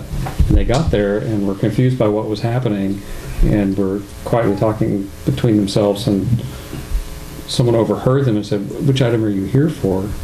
And they said, "Well, we're here for the Montara tank." Oh, they moved that up early in the agenda so they could approve it quickly. That's what you get when you invest in the time to build the relationships. And I'm really grateful we've got a full-time manager now who is eager to learn. And one of the things I really want to make sure that we make available to him is the experiences that we've had here and at SAM in the kind of very effective spending that you can have when you have a good relationship with the regulators, instead of having a regulator who simply doesn't trust you and insists that you spend all the money in the world just because you're probably not going to do the right thing. And it's when they get to know you, when they see how you operate, when they look at the projects that you've done, when they see how you've gone about doing the projects. I'm thinking of the project in Grenada, the weather project that we did not that long ago. Which saved millions of dollars. Saved millions of dollars. We did it all with our own funding. We did it on the fastest schedule for any capital project on the coast side in history, and we did it with a negative declaration, which means that we designed a project that was we were actually able to demonstrate it had no negative impact on the environment. In fact, there's no allowance for negative, meaning overall positive, but it actually, in many respects, was net positive, even if it didn't function. So it's kind of a long-winded way to say it, but I'm really glad Tanya pointed this out, because it has been very real for us at SAM over the past year, trying to stand against this notion that you've got to spend like a drunken sailor to have a really good approach to the way we conduct our business. And this is how we as a small agency have been so cost effective, and we probably ought to have a whole meeting just to talk about how we save the $3.5 million, but I'll keep it down to the 5 minutes instead. Thank you very much for bringing that up. Well, the best part of it is the Department of Public Health is excited about it. Something to say. And I think it stems from two things. One is they trust staff to do the right thing, because we're proposing operational improvements that have capital, and they're happy because they think that the district will be financially more healthy by not building the $3.5 million plan. Sorry. Yeah, no, I just wanted to say that when we started working with Department of Public Health in 2003, they gave us this huge list and told some of us who had been talking to the regulators before the takeover, they really were looking forward to coming down with very heavy and strident attitudes on this district because Citizens Utilities and Cal-Am have been so cavalier about ignoring what the public health standards were. And our district has managed with George and Chuck and Clemens and Tanya has really, and David, have really managed Pippin to engage the regulatory agencies so that now they kind of feel, oh, it's Montara. Yeah, they're doing the right thing. And it saved us a lot of money. With all due respect to the drunken sailor. There's nothing, you say a drunken sailor like it's a bad Just thing. as long as it doesn't have our wallet in their pocket, that's the thing. If I could make one comment, it's kind of a little bit of a trajectory here, but you talk about trust, you know, these regulators and staff people and permit people, and we're all people. And when that trust isn't there, that the agency is behaving, you know, some of the history of Cal-Am was so bad that when several years ago we were trying to get sewer permits, the sewer permits were blocked until the capital fund was advanced for proposed street improvements by the county. What that meant is that they came to the district and were demanding Us? money in advance to be paid to the county for possible raising of manholes and sewers and all this before the projects were even bid. And now that relationship is now turned around to the engineers and the staff people at the county are calling Clement and calling Tanya and calling myself and developing an agreement to be put out for the project, and then the monies are paid afterwards, like every other utility company in the world does. So that there's been a lot of repair over the last 5 years or 8 years since this transition has happened. Sounds silly, but there were so many blockades that have been built up by the history, and I think the district's done a lot to demonstrate they really running a good ship out here. With no Never mind the drunken. sailor. So, with that, can we just briefly go to page 2 of this document? So it's basically it's a condensed version of what's in the budget. So which one are we talking about? This Are we blue back to this thing one? on Blue. page The 2. blue one. No, I got it. And that's the speaking. Hopefully no one's colorblind. There's only one color, so it's no big deal.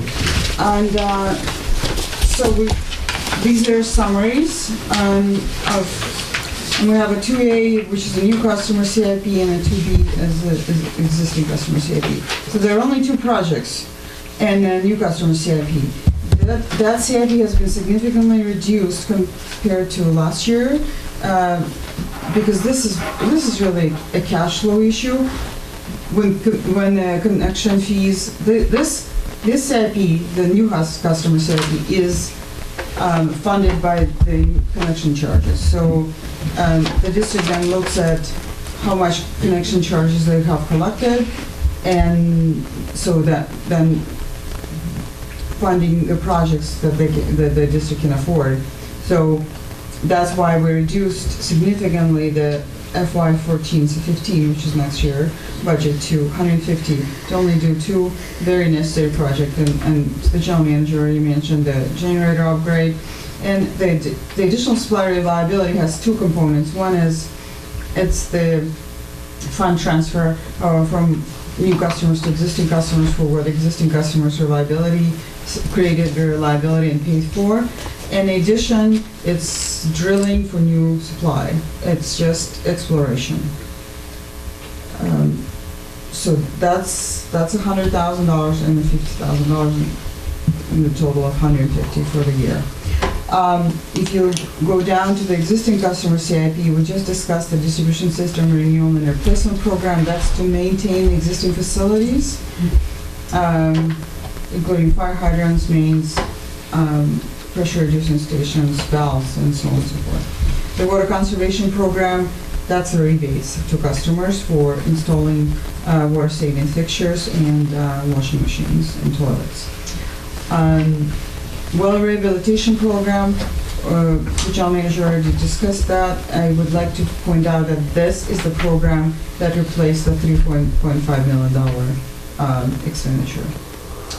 That by doing this well rehabilitation program and restoring the wells to their original capacity that they lost over the years. We were able to convince the Department of Public Health to allow us not to build the treatment plant. We got the storage tank rehabilitation program moved over 1 year because that can wait. Clem's already discussed the Public Works project, that's the Alta Vista tank. And the Pillar Ridge rehabilitation program is a placeholder for necessary improvements, if any, for next year. By the way, there's another good point about the Pillar Ridge. The department is also very, very happy about consolidation. They wanted us to take over Pillar Ridge since we became a water district. In fact, they initiated the Yeah, they discussion facilitated the between meeting, George yeah. and George, which Yes. didn't go well. But they wanted to build stuff. Well, the Pillar Ridge people forget that they came in and wanted $2 million. They conveniently forget about that. That's why they hated George so Right. much. They wanted us to pay for the district. We had a lot of conversations with them. Things have gone differently since then. Yes, I will Much, say, much different. I will say, Tanya, my initial conversations with George from Pillar Ridge were in 2002, and I told them we'd be happy to take it off their hands if they'd give us some money. Oh, yeah. That's basically what. So, well, They saw our bond and had gold in their eyes. actually, what we're looking at now is so much better all around for both Oh, absolutely. for both them and for us and for the All the residents, ratepayers. all the residents in Pillar Ridge. It's And here, and outside of Pillar Ridge. it's interesting because what DPH, where are they now? DHS? DPH. DPH. It's changed like 3 times since Yeah, I then. know. What they were looking for initially was just a very simple thing, and what we've got now is much more nuanced. We have a much better idea of what it would take to operate that much better than, well, I mean, just in the past year, I think that's really come together to have something where I think our staff is actually excited about this. Okay, so If I may, one more thing that is important. On page 1, right in front of that, page 2, we have prioritization criteria. We have 3 priority levels. Mandatory projects, necessary projects, and discretionary projects. Only level 1 and 2 projects are proposed for funding, and level 3 projects are not included in the CIP at all. But it's important to note, if you now go to, it's Roman numeral 3-1, basically the last page of this document. Under priority level 3, the projects like big wave service connection and other large service connections, if they get funded by the applicant or initiated by an applicant of some sort, may move into a priority 1 or 2. And usually they are priority 1 because they're funded by others. Is that, that's all. I just.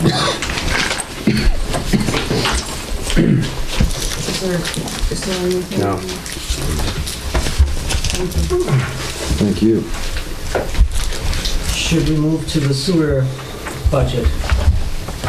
Because we're gonna repeat the same thing now on the sewer side.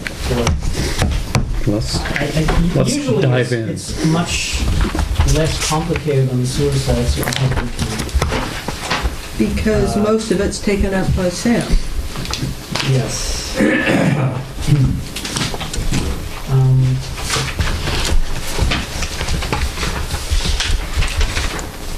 I have a suggestion, since I don't know about the rest of you, but I've already cheated and looked at the sewer side, so perhaps just to maybe just quickly go through it and assume that if we have questions, they can pop in. Yes, okay, so, let's start with the operating revenue. Similar assumptions on the sewer side as on the water side for fees and connection fees. What we also have in the sewer side is 2 significant remodels. Those trigger certain conditions and other fees and charges apply. That's what the county defines as significant remodel, 50% greater than monetary value. So total sales, property taxes, everything included, we're suggesting that we collect around $2.3 million. That is with a 3% rate increase. The basis for that increase is essentially inflation. The flow distribution we anticipate is favorable this year. It can be different next year. It's really an unknown. It doesn't necessarily depend on the overall amount of water that is sold. It also depends very much on who is using how much water. That's due to the minimum sewer service charge that is collected. And the indications that we have from Fred Weber are that the flow distribution this year is very favorable. He cannot do the final calculations at this time because the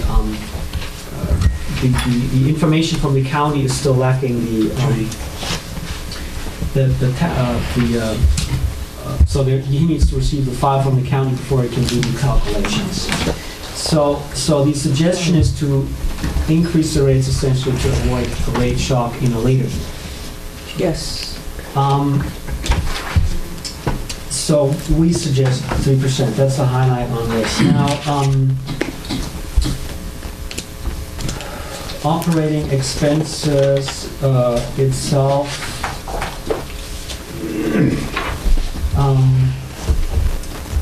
I really don't see any highlights in there, with the exception of maybe pointing to the SAM items, but we already discussed those in the earlier SAM agenda item. So we see some reductions on those collection and operations side. Actually, they're budgeted flat from now until the SAM budget is approved. We can pencil in,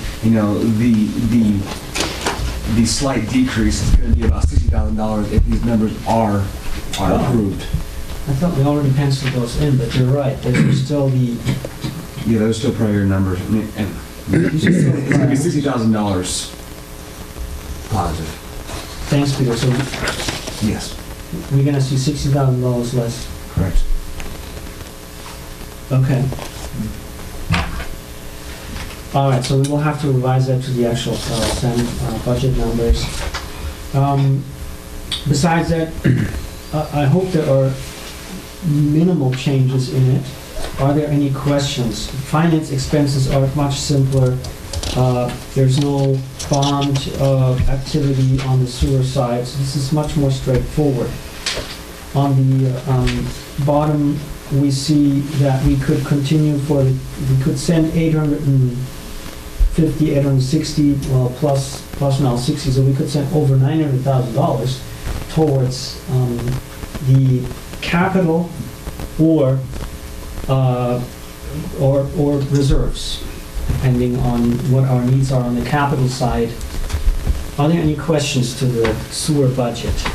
I just have one comment, and if I'm reading this correctly, it looks like the challenge for us going forward is going to be basically bringing our water. We got a functional deficit for the water. We're essentially borrowing to maintain capital, and we're going to have to pay that going out. So I get the 5%. If I'm reading this right, it looks like the capital requirements for the sewer is not nearly as challenging as it is for the water side. And yet we're running a surplus of about $600,000 on operations on the sewer. So I guess my point is that, is it as compelling for the 3% for the sewer this year when the real need, at least from what I've read, is on the water side, particularly as we're looking at trying to balance? Before Pippin jumps in, because I know he's eager to mention that. Well, I knew this would get a response, but go ahead. Well, first of all, you already cheated and looked at the sewer CIP, and you see the bottom numbers there. Yeah. What you didn't see is that we didn't calculate in a project of around $900,000 for next fiscal year. This is a little spreadsheet I was asking for. And also, It's in there. Pippin has Yeah, it is. Pippin has a Keep scrolling. Yeah, keep scrolling. Pippin has a wonderful calculation in which he essentially looks at how much money do we need to invest in the sewer system in our facilities to replace all facilities on a 100-year schedule. And those numbers are much higher than $600,000. Oh, I bet they are. I'm all ears. I would, before Pippin jumps in, I'm going to jump in and say there's a ton that we need to do at SAM that I believe we might be able to carry some, but I don't believe that some of our business partners would be able to join in yet. So I believe we're being more conservative in our especially our capital maintenance efforts this year at SAM than we'd like to be, but it's out of necessity because of our partners. We have so much deferred maintenance there. We've got our generator at the plant is below the water line. Portola? Portola? No, at the plant. Oh. And if the berm was overtopped or was compromised, or if we had any other kind of flooding event in the plant, it's possible we could lose the generator. Mm-hmm. We have a project to do, and the sooner we do it, the better. We are contending with some risk of we could lose the ability to operate the plant. Now, it's not the kind of thing that's ever happened, but it's the kind of thing where after the Fukushima tsunami, a lot of people looked at their infrastructure and realized we don't know why, but we put the generator at the lowest point in the plant. You really want that and all the switching gear up higher, so even if it gets inundated, you want it to be able to drain away. Where it's situated, that would be very hard to do. So we would have to bring in an emergency replacement for that and deal with a plant that's not functional for probably a matter of several days. It's not like a nuclear power plant, but it's still a pretty, from our perspective, it's what we do, and we would lose the ability to run that plant. So that's a multi-million-dollar project right there, either to relocate it or to put a new one in place. I'm looking forward to the conversations this year about doing the planning to decide exactly when we're going to propose to do that. That's just one of many projects. So the real challenge for an agency, or any agency like ours, is we've got a lot of stuff that wears out, and it's a matter of fixing the stuff that you have to. There's two things. One, dealing with whatever breaks, but two, trying to stay out of it. Yeah, Right. no, I know that's not new. No, so I get it. I think it just drives home just making sure we're transparent on these issues, and I'm sure you're just ready to pipe in, so I'm all ears. Sorry. More comments? Go ahead, Devin. Why don't you go ahead? So, Go ahead. okay, yeah. So are we going thank now you. to the CIP for sewer? Is that what Well, we're going to give Pippin a chance to. Well, I think just to respond to your, I think you paraphrased that very well, and as Clemens said, both Sam and Montara, because I've been involved with both of those budgets. I can't speak to the other two member agencies to this level of depth, but they've been able to operate very conservatively, getting by with I don't want to quite say bootstraps. That's not the right image I want to give, but they've been able to make do very well and been effective with their projects. And extended the life of a number of projects. It reminds me of a comment that one of the directors made here about 2 years ago, and it was a passing comment that I think I make this kind of digress to the bigger picture for the public almost, that he said, well, gosh, our treatment plant's fairly new because it's been expanded and rehabilitated and rebuilt when Montara joined in. And perhaps that's true on the basic infrastructure of the plant and the concrete and so forth. But as Scott's made several comments here tonight, all the mechanical systems that operate day in and day out, all the pumps, all the electrical switchgear, all the computer systems and radios that tell the staff, where the water is. Those items definitely have different lifespans, and many of those lifespans have been exceeded. They've exceeded past either the engineering design lifespan, the functional field time lifespan, or the availability of parts, which is a bigger and bigger problem. VFD electrical pumps. Sam has some pump drives and some pumps that should be paraded in classic pump parades, if there was such a thing like classic car parades. And they're still Dream machines. They're still, yeah. There you go. Sam could have an exhibit. You could have an next year. exhibit. It's they're doing very well keeping them going, but at some point, you're starting to pay your maintenance costs go way up because you're paying That would be cool. custom maintenance prices. You're no longer paying for a standard pump rebuild.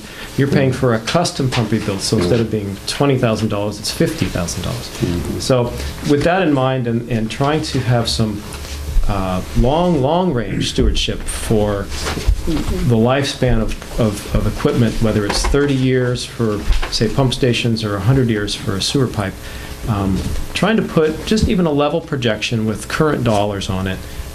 We do end up, about 3 years ago, I did a calculation for Clemens, and at that time, it was, the number, there's some variability on how you analyze it, but it was somewhere between $950 and $1.2 million a year that we would expect Montara to need to put in the ground every year to maintain that replacement cycle, which this board responded very directly to that recommendation from staff, and has been focusing on key projects every year since, in the last 4 or 5 years. And, so the same applies to SAM. And so we're going to expect to see in this Montara budget, this $99,000 for SAM likely increase over the next several years on the sewer side. So if anything, the 3%, which will get us by, we're going to have to revisit that with a 218 sometime in the future, unfortunately. Pacifica had a spill and reached an agreement with the state, and they now have a liability for $50 million in sewer plant and system upgrades. So it's important to plan accordingly so you don't end up getting stuck in retrospect with these huge things. Yeah. So specifically to our goals for the next year, the district is basically in the collection system. If I divide it up into gravity pipes, pumps, and on a budget we've actually line itemed the trunk sewer is kind of its own item because there's some special costs and challenges there. The district's done a two-prong approach with individual capital repairs on streets, largely replacing in kind because that's the Coastal Commission requirement, and we don't really have any capacity issues in the collection system. We would want to increase pipes diameters or anything anyway. And then a targeted spot repair program that's based on some historical TV work. And because some of that TV work is getting old, what I've included in this current project, which was recently bid, was a TV section, so we can send out the crews and get some more current information to try to help guide spot repairs, because we can often get a few more years out and reduce SSOs if we can target the worst, if we find broken sections or whatnot. The pump stations, we've been have a project currently getting ready for construction, and then we have budgeted for this next year, the second phase of that, which we talked before about possibly spending some of those funds with the current contractor, is for the pump station, some electronic improvements. There are going to be some mechanical improvements needed in the future in pump stations for pipes and painting and valves and so forth. And should we ask to take a look at this actual page? yeah, if you would like to direct them to the page. Because that's what you're doing right now. Yeah, actually, I sort of jumped ahead. Projects. So, yeah, this would be the page that shows the draft 14-15 numbers. Thank you. Bill has a Way back. page number. Peek over your shoulder. 110. Okay, so the number we had, I just want to make sure it's the same one I had printed out. So the base number we had was, But what you don't have in here We had that reduction. is the 99,000. yeah, I don't have a 99,000. Take this page. So there were a few adjustments that we made based on the addition of SAM.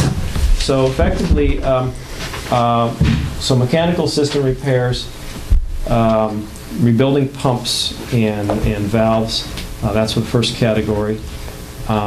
This infiltration and flow testing is, part of the responsible management that, Clemens really tries to look at the system.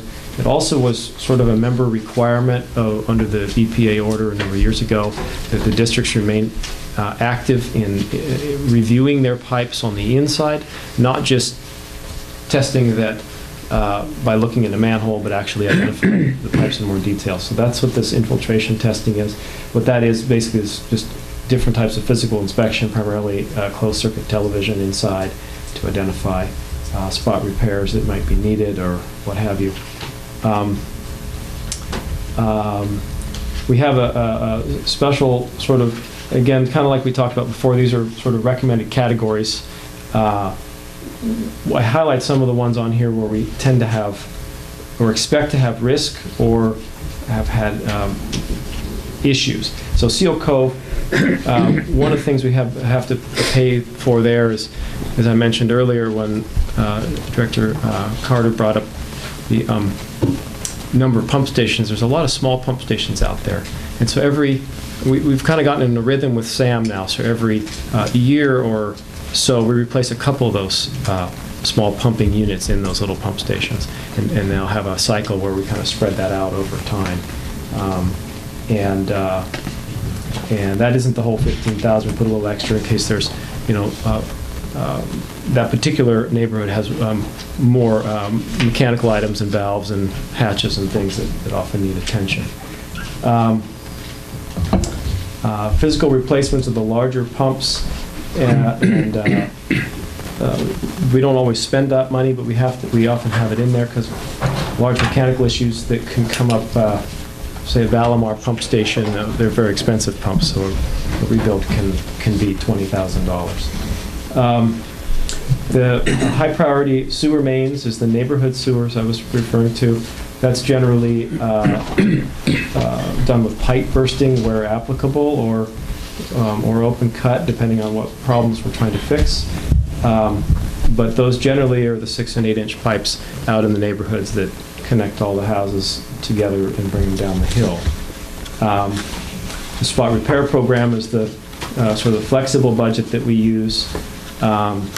And as the year goes by, if Clemens has issues or the county has a paving project, we have some monies to take care of issues. And then if we have a little left in that, we haven't spent the 60, then when we go to the bid project, we'll try to spend it. Our goal is to spend that 60 to go out there and fix as many individual problems as we can. We have a line item that carries along here for the distillery pump station in itself. That's an ongoing and ever-changing environment out there. And the pump station's being challenged by the fact that the geological system's moving, and the station's actually under a lot of stress. It's two small stations that were a number of years ago by SAM integrated into a small pump station. Two of these individual private stations were joined. So there's some physical stress on the stations that may need some dramatic repairs at some point if it fails, as well as the force main that goes over the hill was designed with standard piping technology with some slip joints, and as things move, it tends to leak occasionally, and we try to catch it beforehand, but it's hard to know. So we've sort of been kicking around a design idea that would allow for a larger section of pipe to be able to be more flexible through that slip zone, but that would have a significant capital investment to redesign and rebuild that section. So we put it on here basically to demonstrate there's risk. We tend to have to spend some money out there for maintenance, and so that's what that is there for. I want to point out that the station serves two customers? It actually only serves two customers, a business and a house. So that's an unusually expensive service. We definitely lose money on those two connections, Wow. if you want to look at it like Is that. that so that those pumps are right next to the distillery? So there's two little green lids right next to the restaurant there. Okay. And then just inside, a number of years ago, the district paid Sam to do a maintenance upgrade and improve the panel there. And so that it has a more sophisticated control that runs the two pumps together. Dave, can we put in a special assessment district? For two customers, for one customer.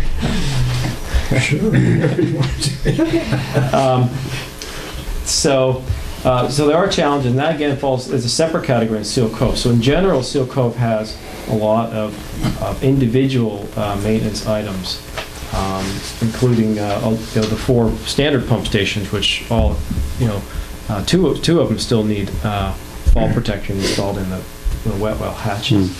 Pump station controls upgrades. That's the reliability work that's going on now, and this would be monies to finish the remaining stations electrically, and if there's some additional capital left over, depending on the prices we get, depending on how your other budgets are going, I might come back to Clemens and recommend that we do a mechanical improvement based on available funds and risk. There's a new item on here I brought up for discussion, and we've had a lot of comment about the integration of the 3 member agencies trying to work together. There's 2 major items that Sam's been requesting from Montara that they feel will improve their Montara force main operation. One of them is a number of years ago when the work was redone down here at the bottom.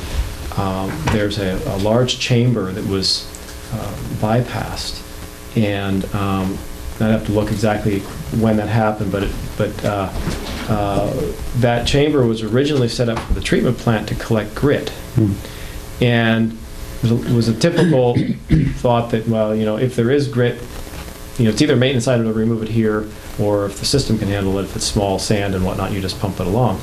And one of the discussions, since the exact failure mechanisms and the wear mechanisms in the pipeline here is not exactly known, it couldn't hurt to remove grit here if possible. So I put in an item to bring to your attention the discussion of possibly restoring that grit channel here. That's right down here. Down at the bottom here next to the walker tank, as opposed to sending it all downstream.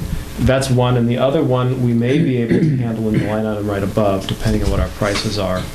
And that's to reduce the pressure spikes you're referring to in the Montara force main, to change over the pump start mechanisms at Valimar to a variable frequency drive. Those are direct starts, so when they start, the pumps hit the pipe with a lot of pressure. And I know this is kind of technical, but these are 2 items that the SAM has been, as they've noticed leaks here, they've suggested, hey, if Montara could participate or some way work with SAM on that, that might be really improvement in that operation. So those 2 items are up for discussion. And then the SAM capital projects item of $99,000. I think once we get the SAM 5-year budget, we'll be able to extrapolate this out over time, which will be nice to have that line carried out of what we expect our share might be in the next 5 years. And then the final big one is the restoration that wasn't considered in the base budget for a number of reasons, is this restoration of the Cabrillo Highway. And it's a long-term project that's been sort of, it started even at George, when George was here, as of a concern, and then was elevated a number of years ago, 3 or 4 years ago now. There was a spill over there at 14th Street where there was a section of the pipe that was, I guess, was paved over and wasn't able to be cleaned properly by the staff. And so in the TV work, we identified a series of longitudinal cracks and other concerns with the pipe there. It's in the in the main lane of traffic. It's hard to maintain, and it has some risk to it. So, we've been looking at a redesign on that, and spent a considerable time with Caltrans now trying to obtain a permit to put a new crossing pipe under the highway. So I think we, talked a year ago about this, and they still are coming up with conditions and questions, and it's. I think we're going to. I've requested a meeting, a face-to-face meeting with them. We'll see if that becomes more effective. But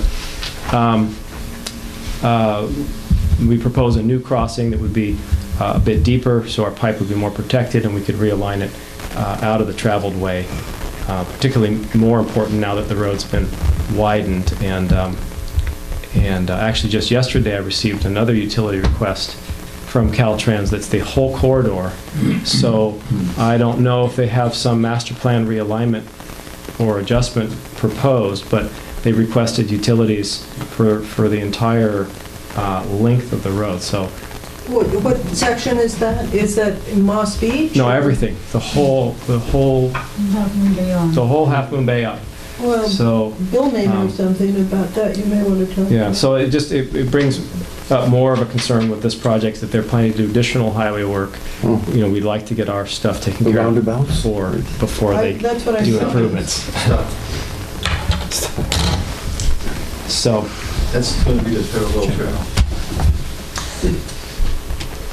so that's sort of a and quick that's the run through on project the. that is Yeah. not included in the bottom line that I mentioned. And we've been kicking that can down the roads every year so far. So, And at one point, So to speak. we have to think about, A, when can we do this? B, how do we finance it? Now, on the sewer side, we do have adequate reserves to finance such a project. But I think we need also clarity on the water side, what the financial needs are. We want one entity before we can answer that question. But if we spend our reserves, we need to refill them. Mm-hmm. Can I go back to that $410,000 for replace medium-high priority sewer main? Can you talk about that just a little bit more, Pittman? Sure.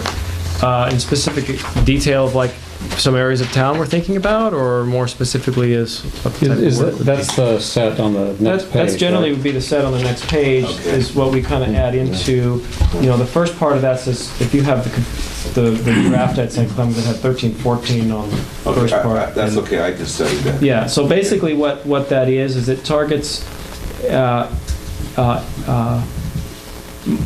or a couple main goals there. One is the neighborhoods where we've had, if we have areas we know we have poor grade or pipes have settled and shifted, trying to correct those and try to complete out neighborhoods. So Cedar Street, for example, is one we're working on trying to complete. There's a section on George Street between the last year's project, which was a significant improvement in the performance of that one upper section of the pipe. A number of years ago, 7 or 8 years ago, we replaced a big section of the lower all the way down to the highway. So this project would be to try to join at least part of that, repair part of that piece in between. The specific streets sometimes change based on the updated television information we get. We've been trying to target easement pipes that are harder for the SAM staff to get into. So it reduces their hours and hopefully reduces our cleaning efforts from SAM if they only have to flush. But basically, when a pipe is a new plastic pipe, they typically can just use their flusher equipment to make sure the hose goes through, and then just have a person spot it as they go and make sure. And I think they're looking at equipment that'll actually be able to TV it as they do the work. Some of the existing pipes we have now in the easements, there's enough roots getting in that they've got to really get in there and that's one of the services we've talked to you about, is how you get in there and really clean these roots out, and the more they're in easements, the more difficult it is to get in and knock on people's doors and get in their backyards and stuff. So those are sort of our overall goals for trying to target capital specific streets and so forth. Let's take a momentary break to change the tape.